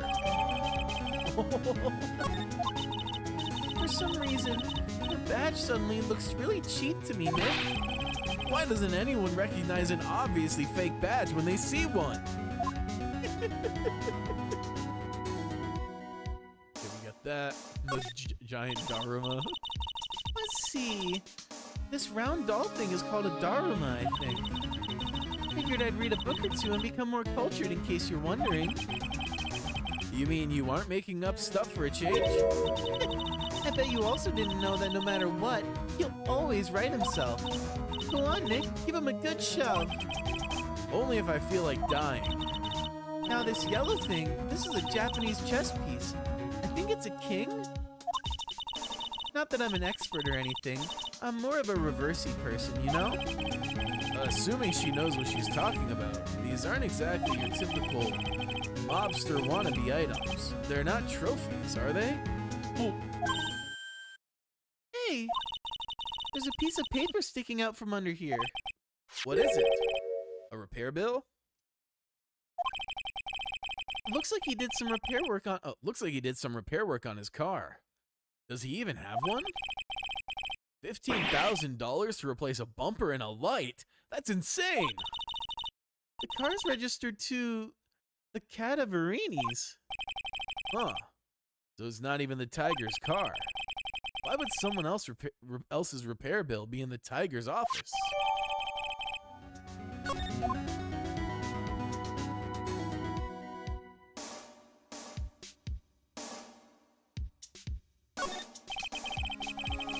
That's one impressive desk on one impressive rug.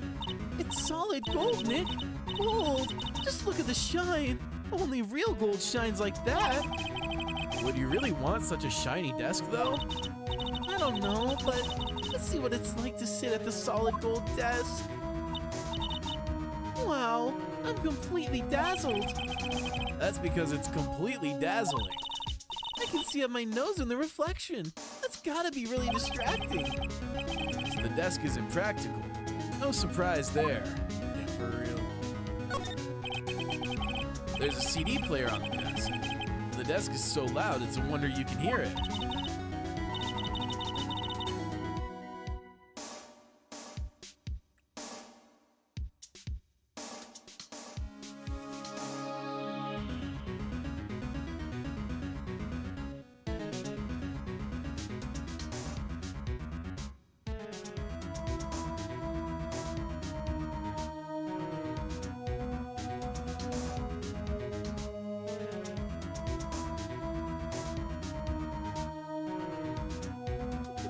My girlfriend just sent me that clip. I don't know if y'all saw that clip of that like crazy old guy who like ran out in front of the motorcyclist and got his ass whooped. But damn, that's been making the rounds on social media today, and it's a wild clip.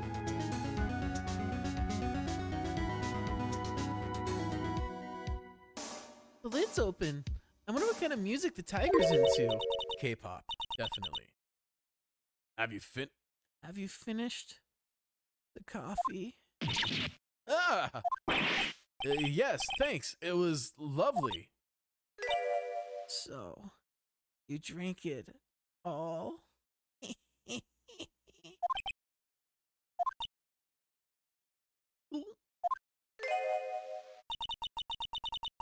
you touch anything else that doesn't belong to you, there's always another cup.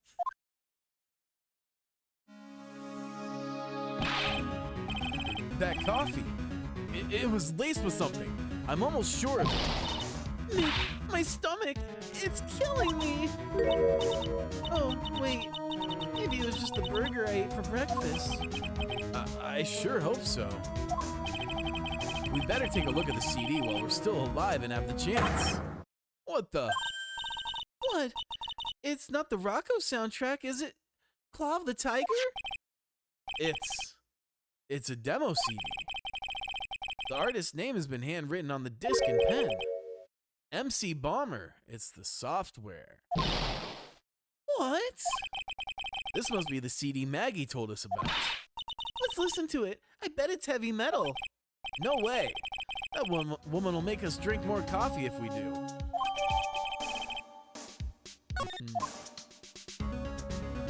So that's got to be software from the one place.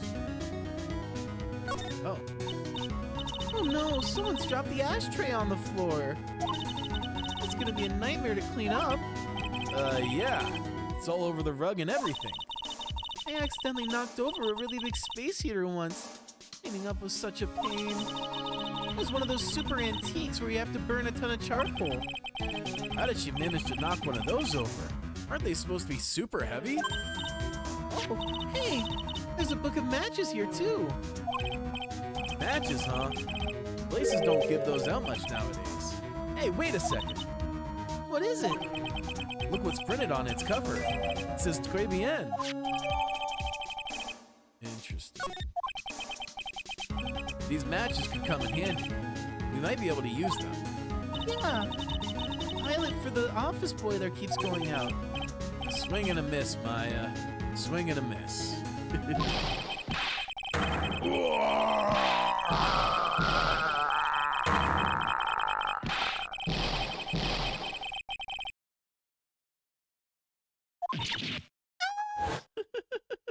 The goat is here. Come out from under the desk, Maya. What are you two snooping around my office for? Nothing. We were just... Roar! My precious carpet. You got ash on my rug. You gonna wish your ugly feet never came through my door. It wasn't us. It was like... Yous wanna argue with me? Is that what you're doing? You think yous can take me on? I'm gonna flatten yous into pancakes, turn yous into my new rug.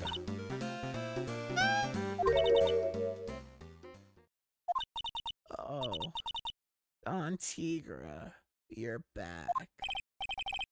Ah, that voice. It's like evil seeping into your head through your ears. I'm sorry, Don Tigra. I knocked over that ashtray earlier, and... Eek! Has she got a death wish or what?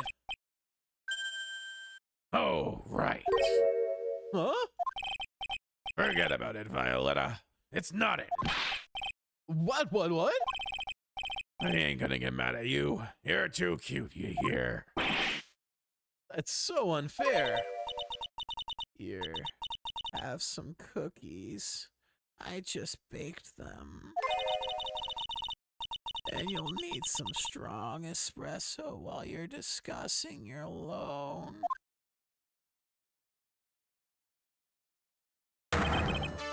Roar! Phoenix writes. Yes? Yous is either crazy or just plain stupid to chase after me. I worked so hard, but now yous gotta come and mess up my plan. So it was him. He's my phone. But I don't care. No one gets in my way. Oh, what? I mean, excuse me? You should have left the little girl at home, right? I have a few things. Questions. This is the last time we meet. Ah, oh, wait, but please. That was pretty weak, Nick. You waited until he was out of earshot before you shouted after him. Like you're one to talk. I didn't hear you scream, hold it either. The espresso. And cookies. This woman is definitely not good for my heart. Ow. What was it the tiger called her? Violetta?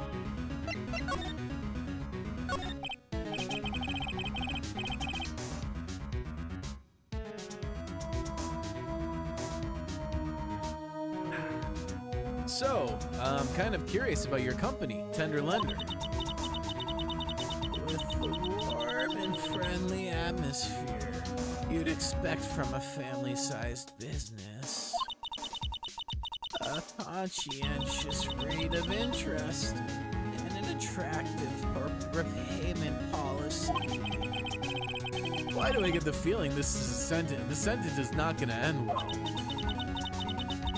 We will tenderly lend you that little bit extra here at Tender Lender. Hey Nick, things are a bit tight for Wright & Co. at the moment, aren't they? I mean, there's that $500 you owe me from our card game for starters. Why don't you take out a loan? Would I like to take out a loan from a place like this? Not so much. Tender Lender is on your side. So, let's say I'm late with my repayment. What happens then? We'd give you more coffee. Strong coffee. Right. I think I'd rather skip town. Hey, just remember, I can make strong coffee too, Nick. Strong tea as well. So, do you know about the incident we're investigating? What incident? Well, a man was poisoned in a restaurant just near here. That incident. Let me see. I was here that day with the manager. The manager being the tiger. Furio Tigre. Furio? Tigre? So that's where the tiger thing comes from. Xenolf's got a real name, Nick. Hurry up and find out more about him. Let's present some stuff. Well, let's start with this.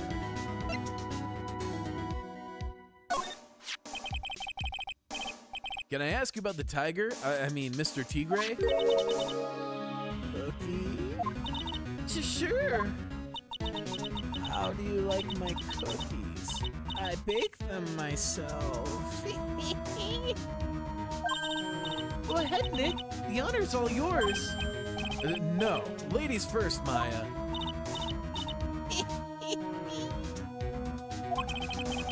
No matter how much I look at this, I just don't get it. What are the tiger and this scary girl doing working together? We are lovers. That's not exactly coming across in your tone of voice. And I owe Don Tigre my life.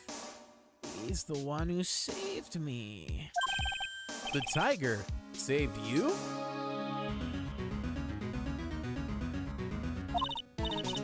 Please address him properly as Don Tigre.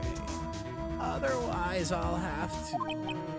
Okay, Don Tigre, of course. I'm sorry. He saved her life. I'd sure like to know what happened. Oh yeah, Furio Tigre, Furious Tiger, yeah. About this. More coffee? You must have more. No, thanks. I've had enough, really. I'm so thirsty. I don't leave the office. I can't tell you about anything except Don Tigre. Oh, right, okay, here we go. I'm very frail, you see. Just recently, I died. Once. You died? About 4 months ago. The doctor said to abandon all hope. I guess they were expecting her to take a boat ride across the River Styx. But Don Tigre, he saved me. He gave up everything. Everything? When I found out what he had done for me, I was happy. No offense, but I'm finding that a little hard to believe. I decided I'd pay him back with my life by serving him coffee and espresso. I still wonder about what's in her coffee. So, is that why you've got that bandage around your head? This? So what's the story with the bandage? They put it on after the operation. The operation? It's just a little injury. A little fatal injury. A fatal injury? Maya just suffered one herself, by the sound of it. So, that's the injury you were talking about before when you said you had died once.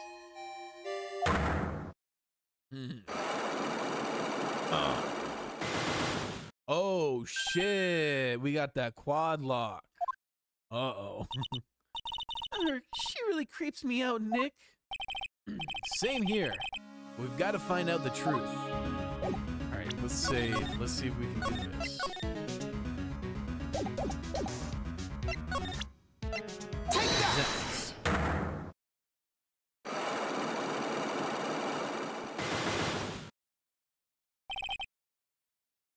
Let's see. We got surprisingly far in the blue screen ink one, but we couldn't finish it. I was surprised we could get through the first lock, though. Anyway, you said that bandage around your head was from an operation? You also said you suffered a fatal injury to your head, correct? Yes. The operation was very difficult, apparently.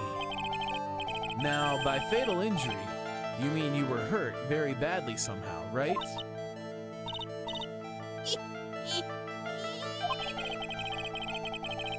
Did the injury in question have something to do with this? Maybe?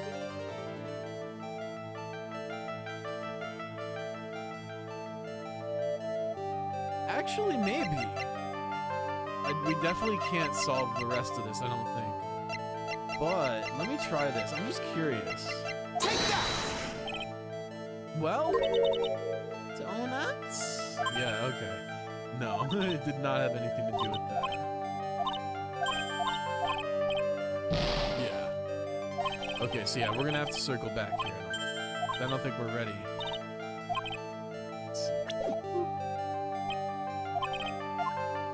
Alright, so let's see. What next? Oh.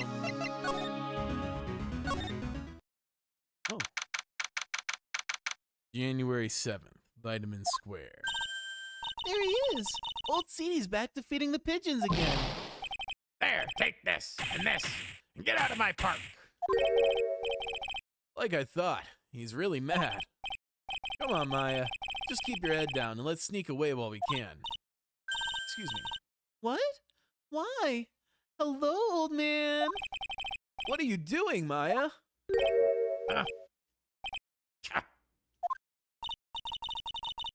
Hey, he just turned his back on us. I'm not surprised. I bet I really hurt his pride in court this morning. Hey, Mr. Kudo. Pigeon. Is he supposed to be... Because he mentioned a pigeon song in court.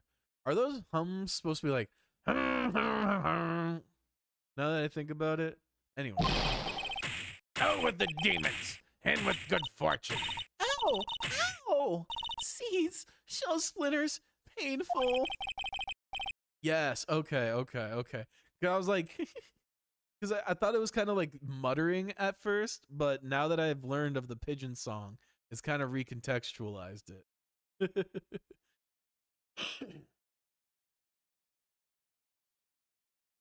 I always knew you were a demon, Maya. Damn. Let's see, is he gonna talk? I'm sorry about what happened in court earlier today. Everyone will be talking about me behind my back now. Dirty old man who was so busy looking at the serving girl's backside that he can't remember her face. A filthy, depraved animal. Not at all. Are you listening to me, boy? I don't care what you say. I saw that waitress put it in. She put some white powder into the young lad's Javachino. We hear you. And another thing, the young layabout was wearing an earpiece on the same side as the lens of his broken spectacles. We're really sorry. So I made a little mistake about the face. So what? I know what I saw. I tell you. Okay, take it easy, please, Mr. Kudo. Don't tell me to take it easy, you spiky-haired brat. Take this.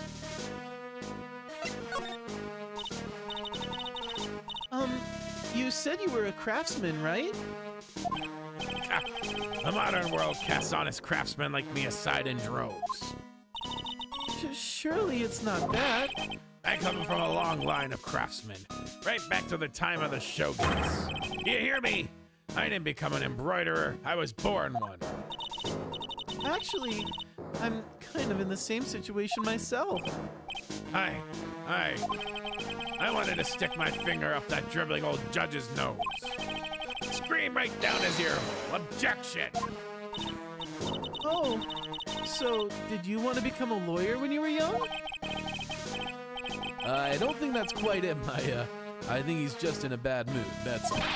I've got a tsunami of frustration inside, and it's ready to burst out.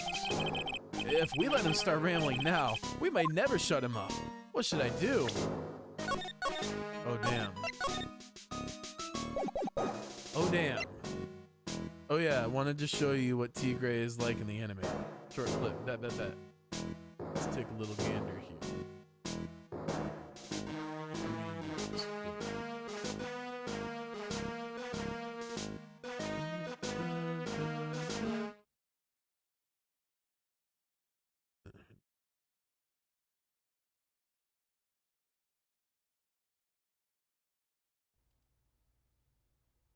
Oh, he's not orange. ではこれにて閉廷。やったね、なるほどくん。判決は次の裁判に持ち越し。まこちゃんも喜んでたね。だけど問題は2つの矛盾をどう解決するかだ。お、なんだこれ、ボロボロじゃないか。勝手にそのバイク触んなよ兄ちゃん。お手繰りこかし回してさらにこれしばき倒されて。ごめんなさい。もしかして偽なるほどくん。いやお手繰りこかし回してさらにこれしばき倒されて。 Oh, we're echoing.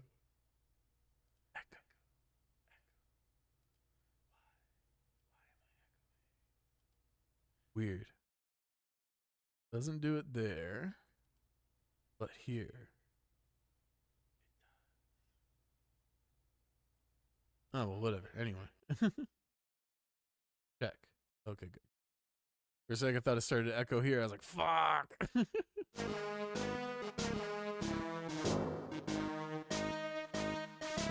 Alright, let's see. I feel like we should suck it up because any information could be helpful, you know? That's kind of what I was thinking. Guess I'd better let him talk. So, there's not much call for craftsmen these days. Of course not, you idiot. All I'm good for nowadays is running errands. Errands? Everyone takes advantage of the elderly. Buy some bread, Gramps. Take the dog for a walk, Granddad. Feed the pigeons, old man. What am I? Some sort of 2-bit community handyman? Well... Buy some bread. Now that I can understand. What's the point of feeding some seedy pigeons? Why don't people say what they mean? Get lost, that's what they're trying to say. Oh yes, I'm just an inconvenience, you see? At home, at that restaurant, I just get in the way, don't I? I'm sure you don't. Wait a minute. What did he just say?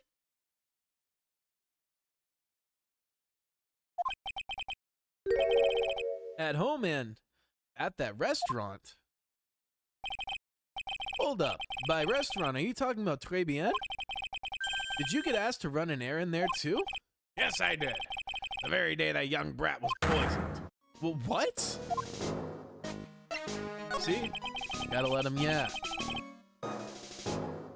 So, on the day of the incident, what were you asked to do? Glad you asked, boy, because I'll tell you what I was asked to do. All of a sudden, a young lad slumped over at the table. The serving girl collapsed. And I broke that face. It all happened so fast. I was a bit in a daze, you see. Then the owner shouted over to me. Excusez-moi, you call la police? Call them yourselves. I should have said back. But I didn't think of it at the time. So, did you end up calling the police?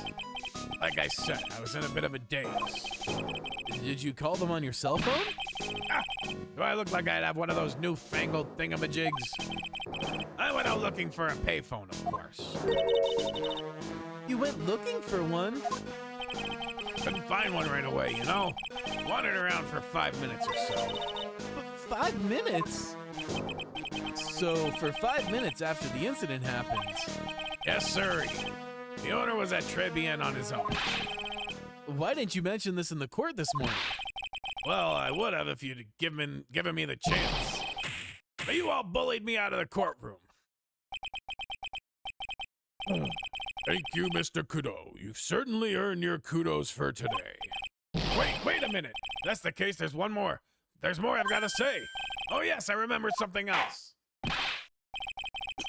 Excuse me. Bailiff, escort the witness out of the courtroom. It's not my fault. You're the ones to blame. You could have at least told us before we got to court. Is it really that important that Mr. Godot was the one who called the police? Yes. What's important is the unaccounted time before the police arrived. Exactly. The victim was dead. Maggie was unconscious. Which leaves that that man alone in the restaurant. Mr. Godot Mr. Godot might have been chased out of the place on purpose. Possible. What do you mean? Maybe a certain someone didn't want him in the restaurant. Ah. Oh, sure. Go ahead and say I was in the way as usual. I suppose I should have been getting myself covered in pigeon poop instead, huh?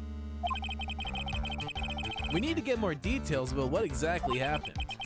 From Maggie and from Mr. Armstrong. Alright, I think let's talk to Armstrong and then Maggie finally. January 7th, Trevian Kitchen. Looks like Mr. Armstrong's out again. The place is open for business.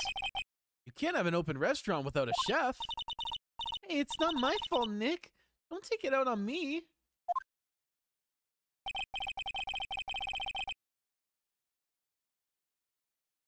Sucks, sorry.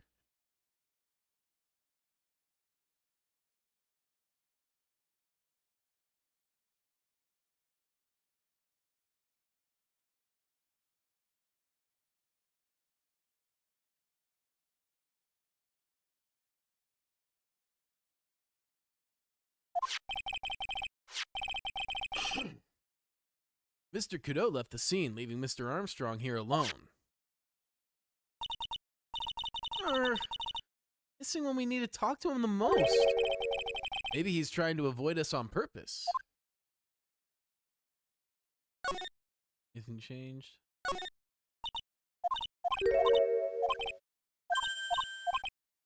No, that's the same.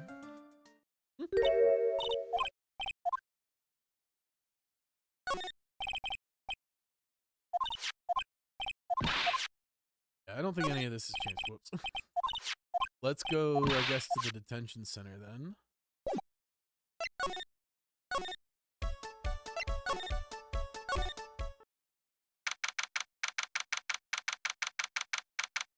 January 7th, detention center visitors room. Oh, Mr. Wright! Hello, Maggie. So they finished questioning you? Wasn't it just unbelievable in court today, sir? I'm gonna stay up all night and blog about everything that happened. Weren't you scared? It was pretty touch and go in there. Yeah, but you totally nailed that old man. Well, he was all over the place with his testimony. He's not the only one. Huh? What do you mean? Everyone else's testimonies don't match up either. Not with what I remember of the incident, anyway. Is it possible she's the one misremembering things? Nah. Maggie, you know how you said that everyone else provided testimony that doesn't match up with what you remember? Yep. There are just so many things that don't seem to add up. The biggest contradiction is the other guy I saw at the victim's table. He was the one who slipped something into the victim's coffee. I'm sure it was him. But Mr. Godot didn't testify earlier today. That it was the waitress who put in some white powder into the coffee cup. Right. So you really think it was this disappearing man that did it? Well, he's not the only thing that's disappeared. The CD vanished as well. You know, the CD with the writing on it? Oh yeah, the MC Screwdriver album, right? It was MC Bomber, Maya. That name was scrawled on the sports paper as well. They never did find that CD at the crime scene, sir. Or the victim's medication. That's gone missing too. Ouch, my head. This is getting way too complicated for me. Ooh. You said you passed out when the victim Glenn Elk. Oh, the ads are coming. Run, hide. I'll see y'all in a few. Appreciate you. Don't go anywhere, please. Thank you. Bye. You said that you passed out when the victim Glenn Elk collapsed, right? Yes, it's so embarrassing. I mean, I used to be a cop. When I came to, the restaurant was buzzing with police.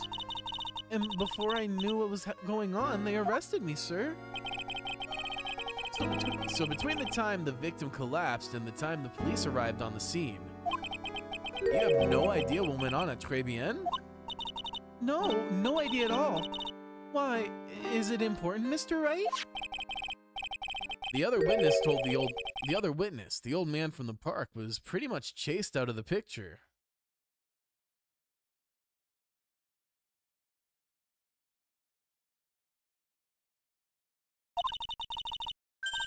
Chased out of the picture? What do you mean? Old Seedy wasn't inside the restaurant because he was told to go to the police. Exactly. And you, Maggie, were unconscious.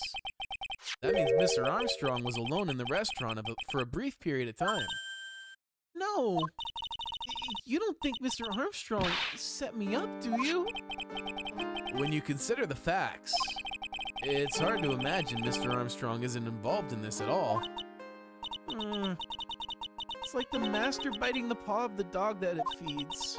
Are you sure about this, Mr. Wright? Well, the old man said as much when we spoke with him earlier. I don't know.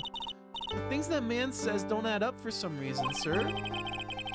Maggie looks like she's trying to figure something out. Maybe we should ask Maggie exactly what she knows about old Seedy. Yeah, I'm sure we got plenty of stuff we can present to Maggie at this point.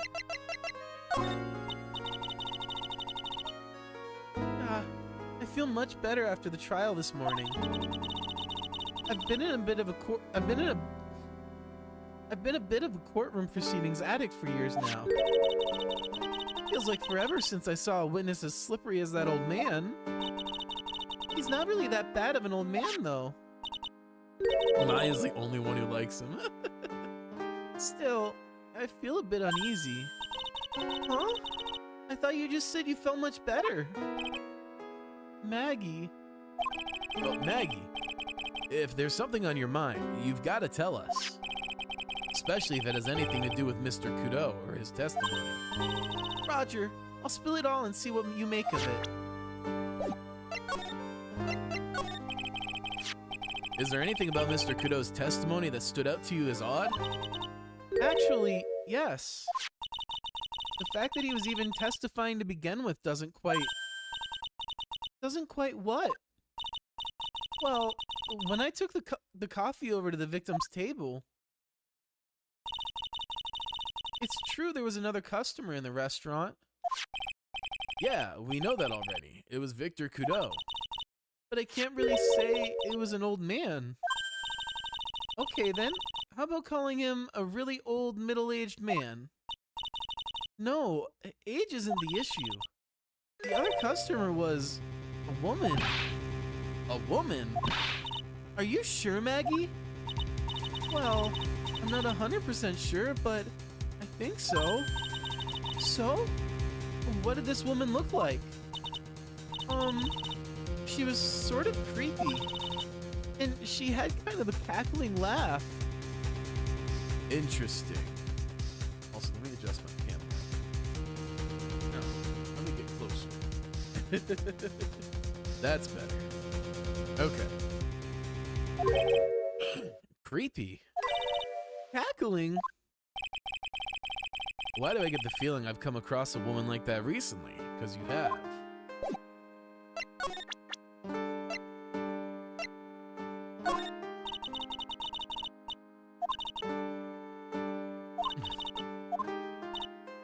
Okay, so you don't recognize her. How about him? Okay. Holy smokes! That's him! Huh? That's your phony, Mr. Wright. Just look at how ridiculous suntan. For the record, I'm not sunburned like an over-dried tomato, so I don't know how. He told me he'd been on a business trip to Hawaii, and that's where he got the tan. I'm not hearing this. Okay, so we confirm that he's the phony. Okay, she don't have anything to say about this. What about these?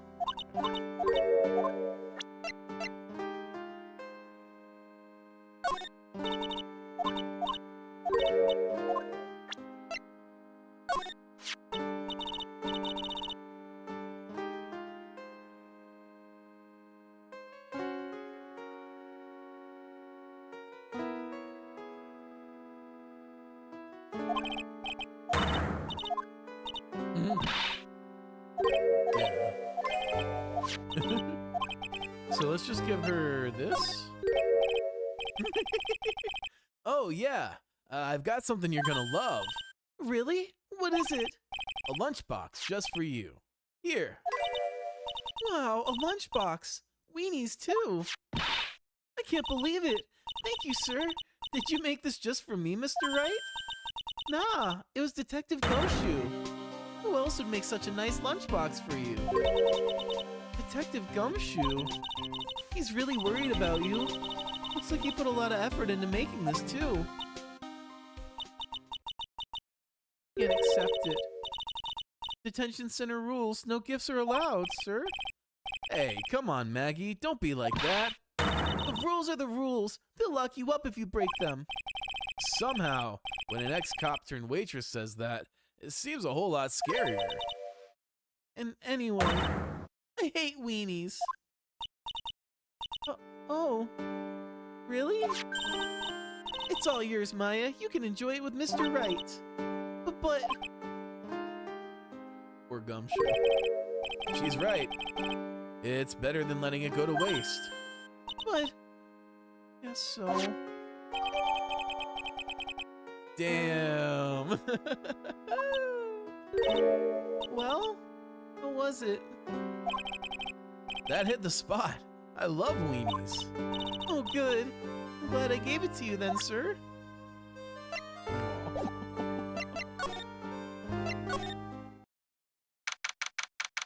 January 7th, Police Station, Criminal Affairs Department.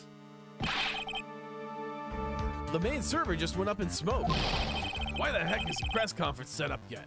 The superintendent's here already. Yeah, and there's a problem with the internet, too. I already told you to stop using your computer, Chief. But I'm watching videos online. I'm catching up on my Asian soap operas. We might be done with this case tomorrow, actually. Yeah. I think tomorrow I could probably, because it's going to be like 2-part investigation, I assume. Probably just knock that out in one sesh. And then Thursday, Friday, I can try to knock out case 4. Because I'd like to finish case 4 by the end of this week. And just dedicate next week to case 5. So hopefully, 2-part trial. Yeah. So we'll do both parts of the trial, and then case 4 will be Thursday, Friday. It's gonna have to wait, Chief. I'm throwing the switch. No! Just when some young guy. That's too good. It's like 3 hours, maybe 3.5 at worst. Oh, damn. Okay. So then we'll probably just do Thursday for that, and then figure something out to do Friday. Maybe some Rewind 99 or some Drawing and Tea, maybe both. But anyway, that sounds good then. And then Monday we'll start case 5, the finale of this whole trilogy. Pretty wild. Some young guy was about to confess to his girlfriend. Wow, this place is really buzzing. Something must be going down. Something really big. Huh? What are you doing here, pal? Detective Gumshoe! Yous can't be here right now. You'll be roped into the briefing if you stay. Huh?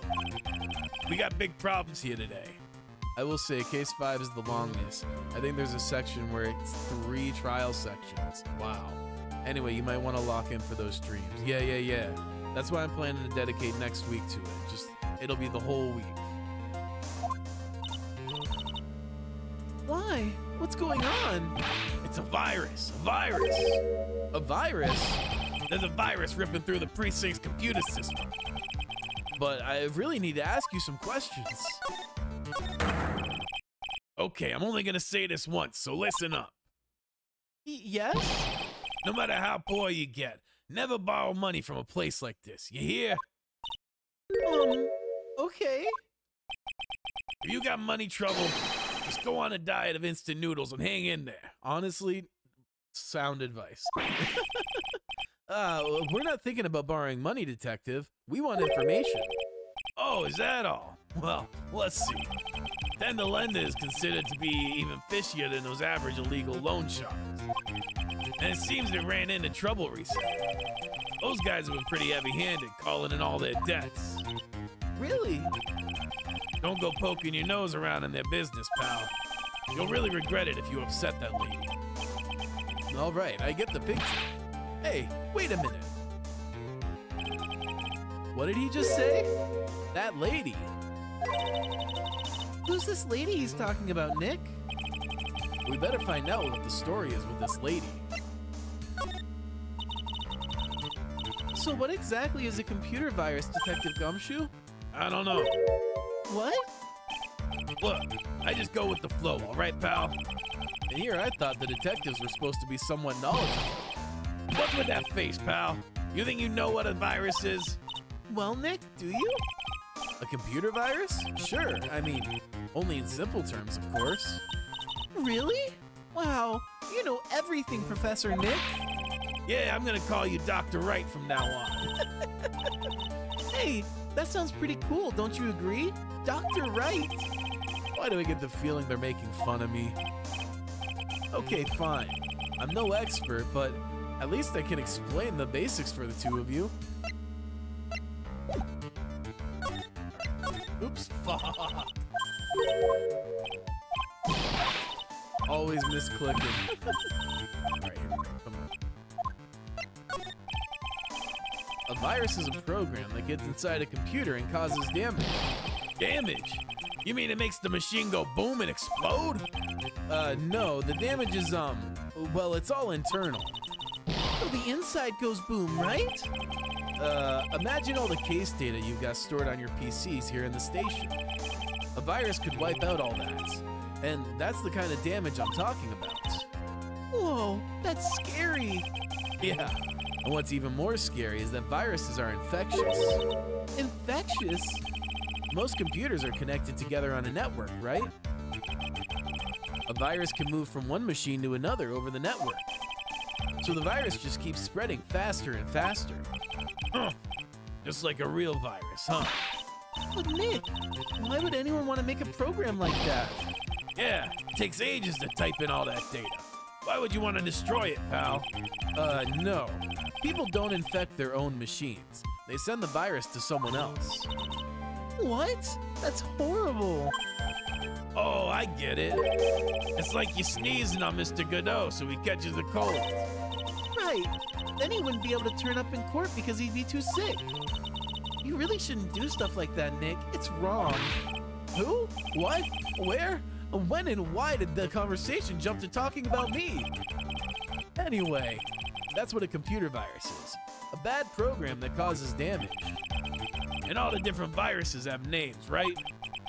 Kinda feel like I've heard the name of the virus we caught somewhere before. The name of the virus, huh? I feel like I've heard of it before, too.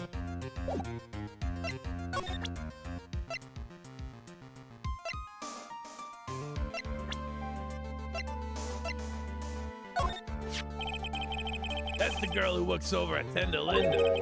You want to stay away from her, okay? I mean it. She does look kind of unforgiving, doesn't she? That should be the least of your worries, pal. What's that supposed to mean?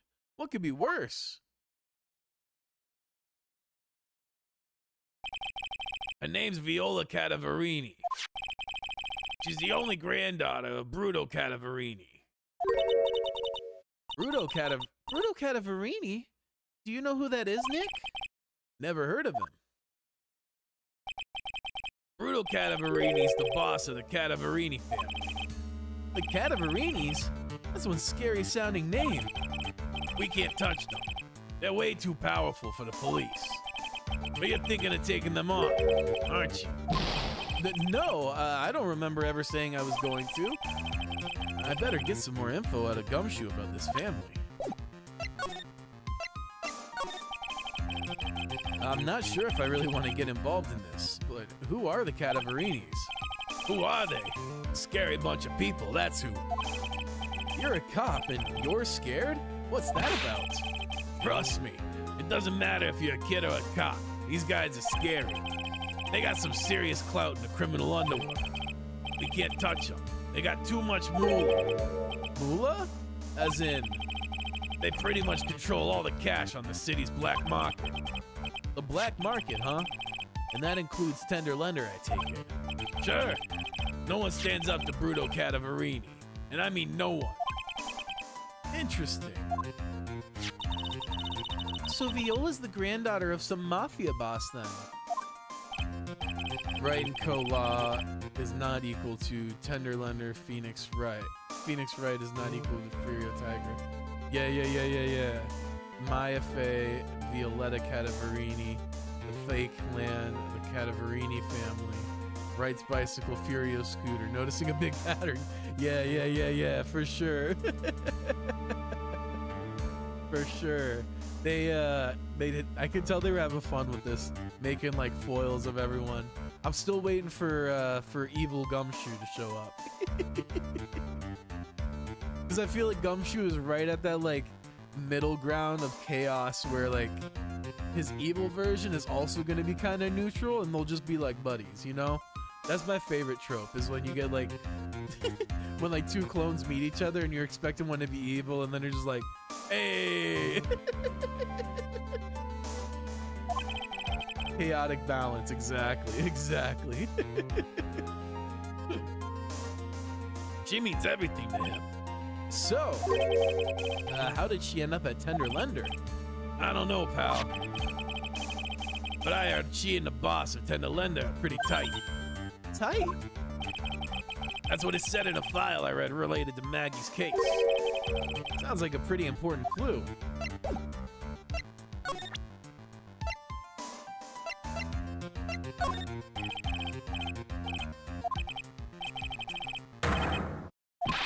Oh shit!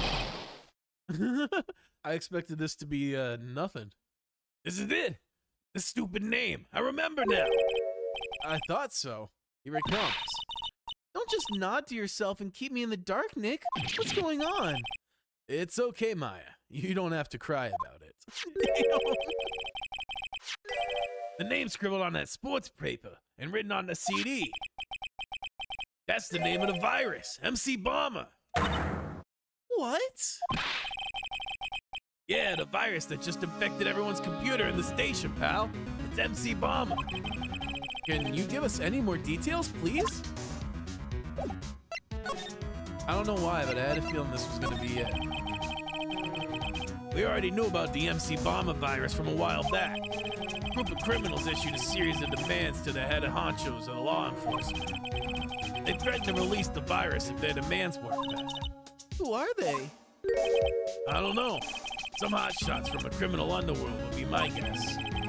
And now the virus has been released, huh? Yeah, it's in every computer and every public office in the city. Everyone's going nuts, hopping around like they're dancing at a carnival. All this stuff with criminals and viruses, it almost feels like we're in a sci-fi movie. Apparently, the programmer who made the virus was a real genius or something. Focus right now is on tracing the route of the virus on the black market. You mean someone put this virus up for sale? Yeah, and because this one's so powerful, they're estimating its price tag was in the millions of dollars, pal. In the millions? A virus can be worth that much? I can't believe it. I almost forgot the most important thing. And that is? You know, the lunchbox? How did everything go? Lunchbox? You remember? The weenies. Oh, right. Oh, brother. So, how did my weenies taste when they went down to hatch? Huh? Well, it was delicious. Yeah? That's what she said? Really? Well, not exactly. Don't worry about it, pal. I figured something would happen, so I came prepared. Prepared? What do you mean? I made a jumbo lunchbox. Oh, Do me a favor again, huh, pal, and deliver this. this sure is a heavy burden, in more ways than one. I can just imagine Maggie's little eyes sparkling with joy when you bring her that. Weenies again. Nick, tell me we don't have to eat all these too. Fills the stomach with love. Aww. I really can't eat anymore. Oh boy.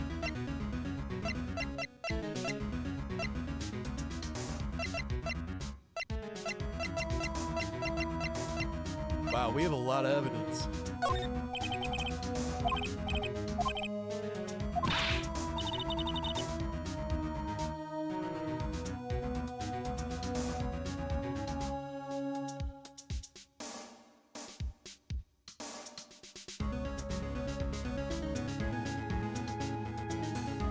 All right, I think it's time to move on.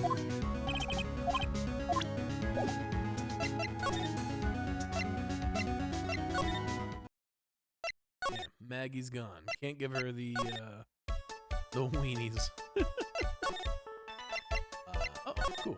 Let's go here.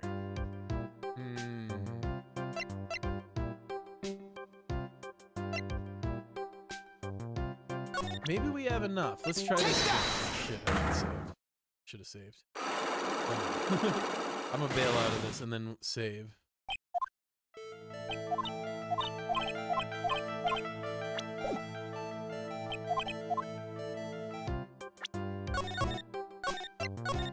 I don't know. It's been way too long since I saved. I'll put it that way.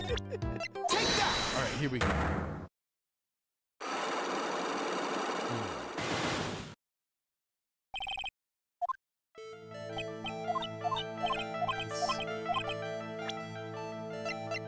Troubles had to do with the gambling.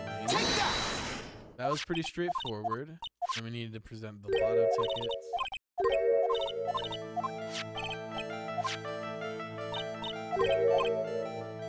Okay.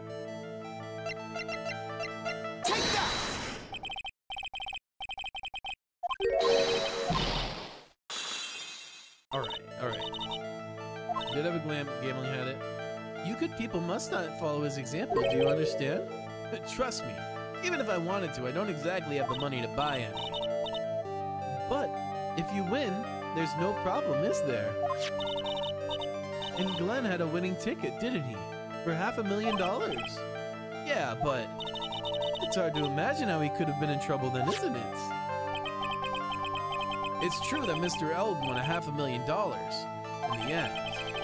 But that was his first stroke of good luck. He was in deep before that. Deep trouble? What do you mean? Yes, and now, right, because I wanted to present this guy. Take that! Yeah! Okay, cool. We probably could have done this a while ago.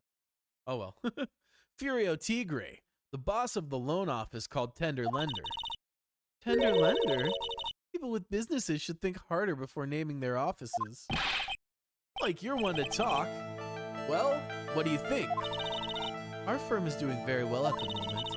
I don't think we need to borrow money. No. I mean about Mr. Elk. You think Glenn had something to do with this Furio Tigre? Yes. I'm sorry? I don't know of any connection between the two of them. Really? Because I've got proof that Mr. Elg and the tiger knew each other. What?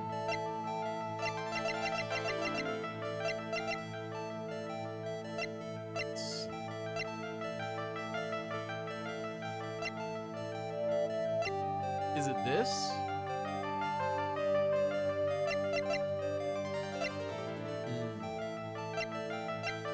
Oh, meet with the tiger. It's got to be this. Furio Tigre, aka the Tiger, is the boss of a loan office called the Tender Lender. This is who Mr. Elg met with on the day of his murder. And the only thing a loan shark would talk with him about would be his debt. Oh yeah, did you know the pun name about Glenn? Let me see here.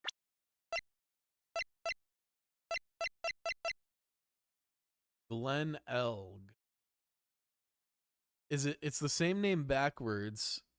Is that what? But I'm not sure what the pun is beyond that.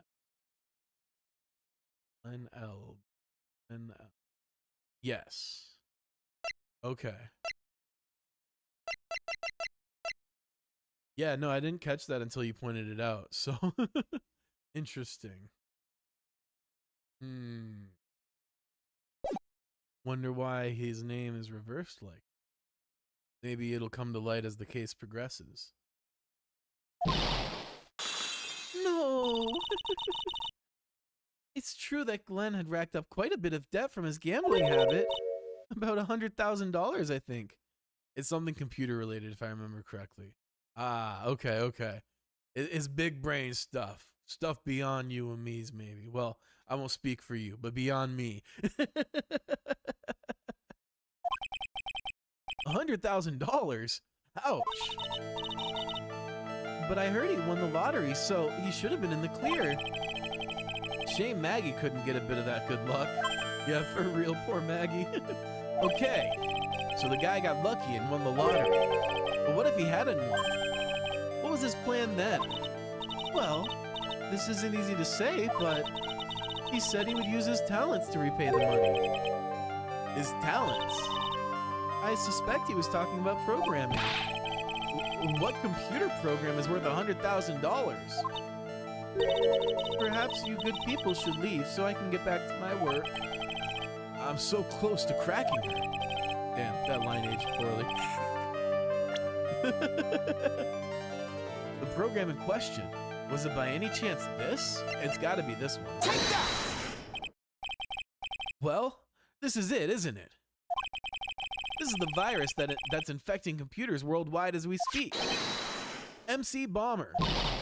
Excuse me. We got her.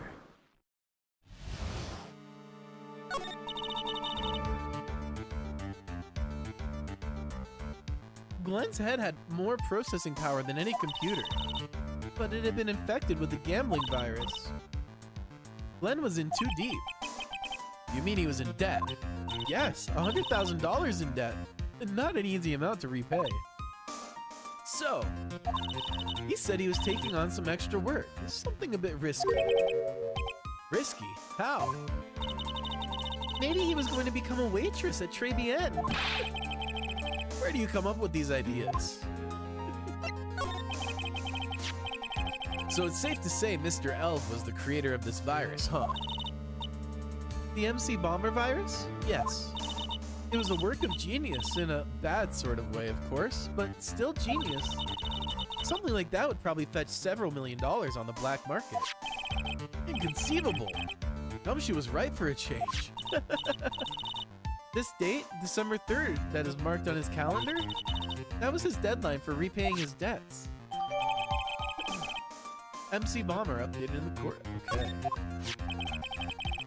I guess we won't be needing these horse racing tickets anymore. Use the trash can, Nick! Yeah, for real. You already picked it up. Like, damn, bro. Alright, can we present anything else to you? You want the weenies?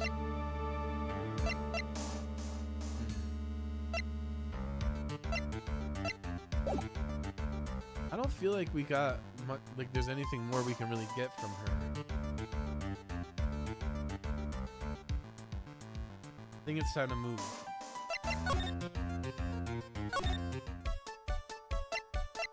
Oh right, the mob family. Let's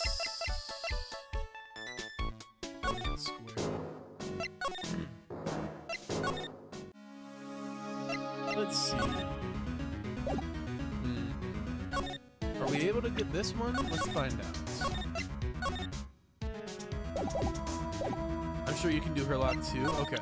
I wasn't confident, but your vote of confidence has given me strength. We got this. Oh God, that's right. She's got that quad lock. Okay, let's give it a shot. Let's give it a shot. You said that bandage around your head was from an operation? You also said you suffered a fatal injury to the head, correct? Yes. The operation was very difficult, apparently. Money had 5 and Ace Attorney 2, so and you only had to break 1. That's true, that's true. I guess they're more of a visual metaphor than a representation of the challenge level. Cause yeah, I forgot about that. Now, by fatal injury, you mean you were hurt very badly somehow, right? Did the injury in question have something to do with this? Okay. Damn.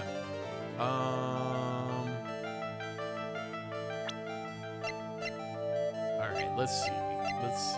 Ooh. This, right? It's gotta be this.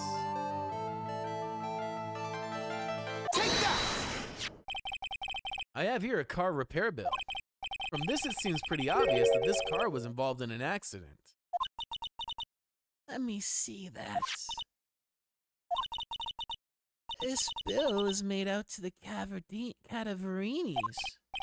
Yes, it is. I don't think I ever introduced myself. Tell me, what do the Cadaverinis have to do with me? Something tells me she's not about to say hi and introduce herself. All right, then. Your relationship with the Cadaverinis is very strong, and this is why. Okay. Well, I don't think any of these prove it. It's probably a profile. Can I just present her own profile? Take that! Yes, I can. I know exactly who you are, Viola Cadaverini. You sustained that injury in a traffic accident, didn't you? Let's go! It happened about 4 months ago. I was driving in one of our family's cars when someone pulled out in front of me. It was a motorbike or something like that. I don't remember it much. Anyway, I swerved to try to avoid it, but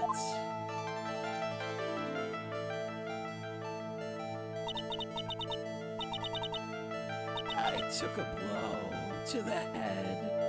A bad one. Yeah, I can imagine. So, what happened to the person on the bike? I'm guessing they didn't get away with the injuring the Viola Cadaverini, right? I don't know what happened to them. They ran away, or so I heard. Ran away? If they'd stayed, I'd have... Is it possible? Could the person who committed the hit and run have been this? Take that! It was this man, wasn't it? He was the cause of your accident. It wasn't Don Tigre. I refuse to believe it. Halfway there. We collided. The motorbike in my car. But Don Tigre isn't injured at all, is he? It was the tiger who caused Viola to crash. I can feel it. Plus, one of her locks just broke, so she must suspect it was him too. I'm sorry, Miss Cadaverini, but I have proof that the tiger was involved in the traffic accident on his bike. Oh boy. Is it just the bike?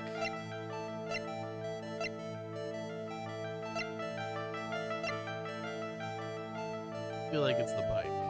Yeah, I agree. It's not exactly a motorbike, but Mr. Tigre rides around on a scooter, doesn't he? And you'll notice that the front wheel guard is badly damaged. Miss Cadaverini.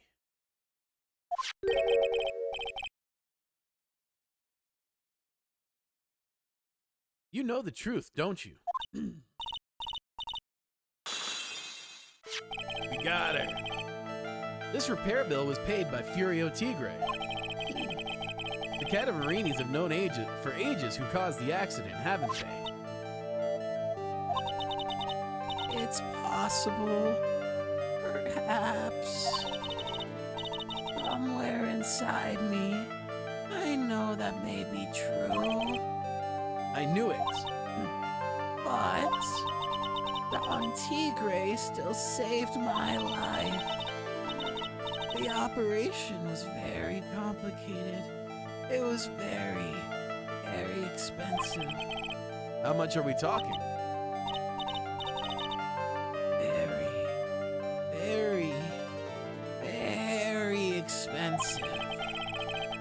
She seems kind of hesitant about giving me an actual figure. I should back off. Well, anyway, it was the tiger who paid for it, right?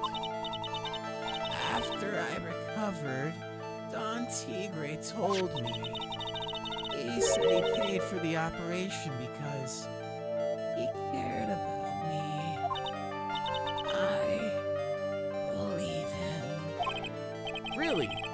But do you honestly believe that to be true? Do you want to know what I think? I think the reason he paid for the operation wasn't because of you, but because of someone else. Take that! Perhaps I shouldn't be saying this, but your grandfather, Bruto Cadaverini, controls a lot of dubious cash, right? And you are his beloved pride and joy. Sure, I don't know exactly how much the operation cost, but if you weren't the granddaughter of Mr. Cadaverini, do you think Mr. Tigre would have paid the money? $1 million. Damn. It's a hefty chunk of change. 4 months ago, I was in a traffic accident. That's why I needed the operation. When I woke up, they told me it was nothing serious. A simple procedure. Oh, really? Well, I guess if she recovered in 4 months, it couldn't have been too big. They said the operation cost $1 million. $1 million bucks? My grandfather ordered Don Tigre to pay $1 million in compensation. Compensation, huh? It's underworld lingo for paying money to settle a score. Basically, pay or get into some serious trouble. But $1 million bucks? This has to be related to our poisoning case somehow. I wanted to believe him. I wanted to trust what Don Tigre said. He said it has nothing to do with my grandfather being Bruto Cadaverini. I wanted to believe he helped me because he cared about me, not about my grandfather. But I knew that wasn't really true. Wow, I'm so sorry. What he did to get the money was evil. He said it was all for me, so I helped him. You helped him? In what way? Here, take these. What are these? Medical papers? I'm Bruto Cadaverini's granddaughter. He had to pay compensation. He was made an offer. He simply couldn't refuse. Damn.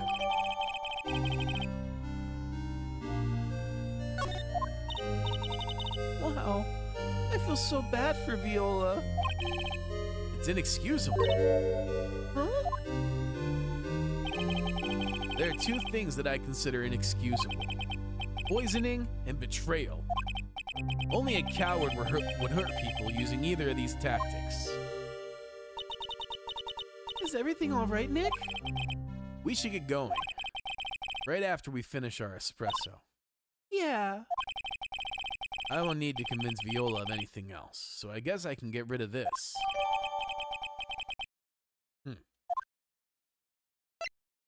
Okay. Viola is on our team now.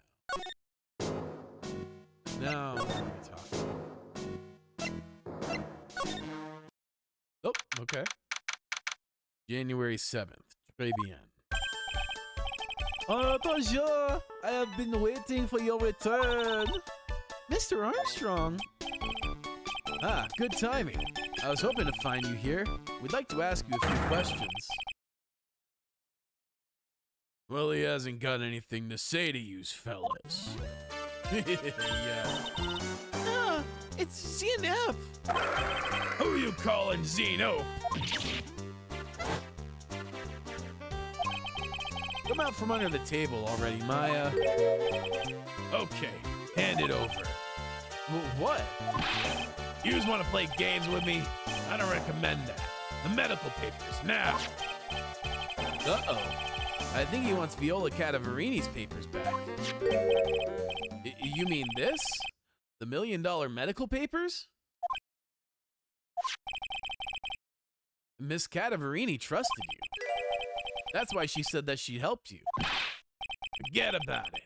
That girl's dumber than an eggplant. You just want to know what's sad? I'll tell you what's sad. And it ain't only her face. She thinks she got power because she's Bruto's little girl. Now that's sad. I can't let you have these papers. Tomorrow in court, I'm going to expose what you did to get the $1 million you used to pay this off. Are you crazy or something? I don't care if you want to give it to me or not. There's 2 of us here. You got that? 2.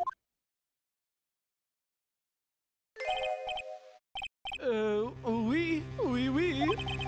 Mr. Armstrong? Forgive me, désolé. I cannot argue with him.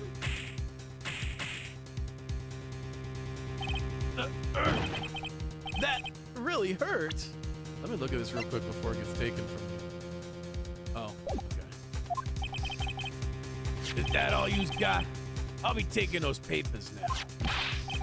Armstrong, get that lighter. Well, wait. Don't take it too hard, Phoenix, right? That was so stupid. I shouldn't have let my guard down. Yeah, for real. Those medical papers were vital evidence. Hold it, pal. Yes! Gumshoe! Detective Gumshoe? Detective! You think she was gonna stop me, copper? Beat it! Wah! Whoa! Come on, Gumshoe, keep it together. You guys, get out of here. Leave this guy to me. But, Go, pal. Take this. If you get hurt, who's gonna look after Maggie, huh? all right. Thanks, Gumshoe. Wait, Nick, don't leave me behind. Gumshoe. I'll get even with that guy tomorrow in court. Tender Lender is going down. Hell yes. Oh, that was a hype ending for that section. Gumshoe the hero, as always. Alrighty. Now is trial time. So we will... Screen. Next stream will be hype. Yes, yes. 11 o'clock tomorrow, we will jump in, PST.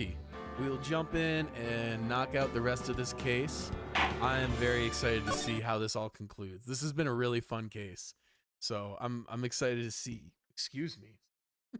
I'm excited to see how it all comes to a head. Also, this has been such a Gumshoe-centric episode. Objection! And I love that so much. Like, I love how much Gumshoe we're getting.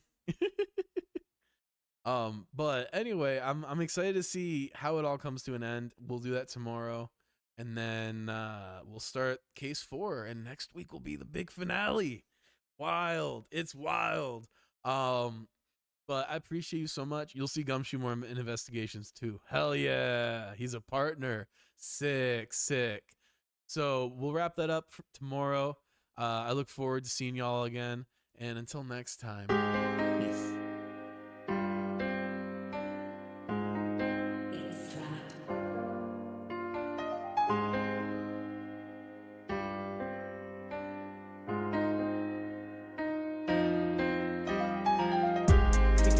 Like this, I've been waiting for a chance to find my bliss. I missed every opportunity that came my way. What can I say? I'm just holding on for the day, not getting paid. My girl loves me, feeling like a fae. I don't know where I'll be. A day, a week, a year.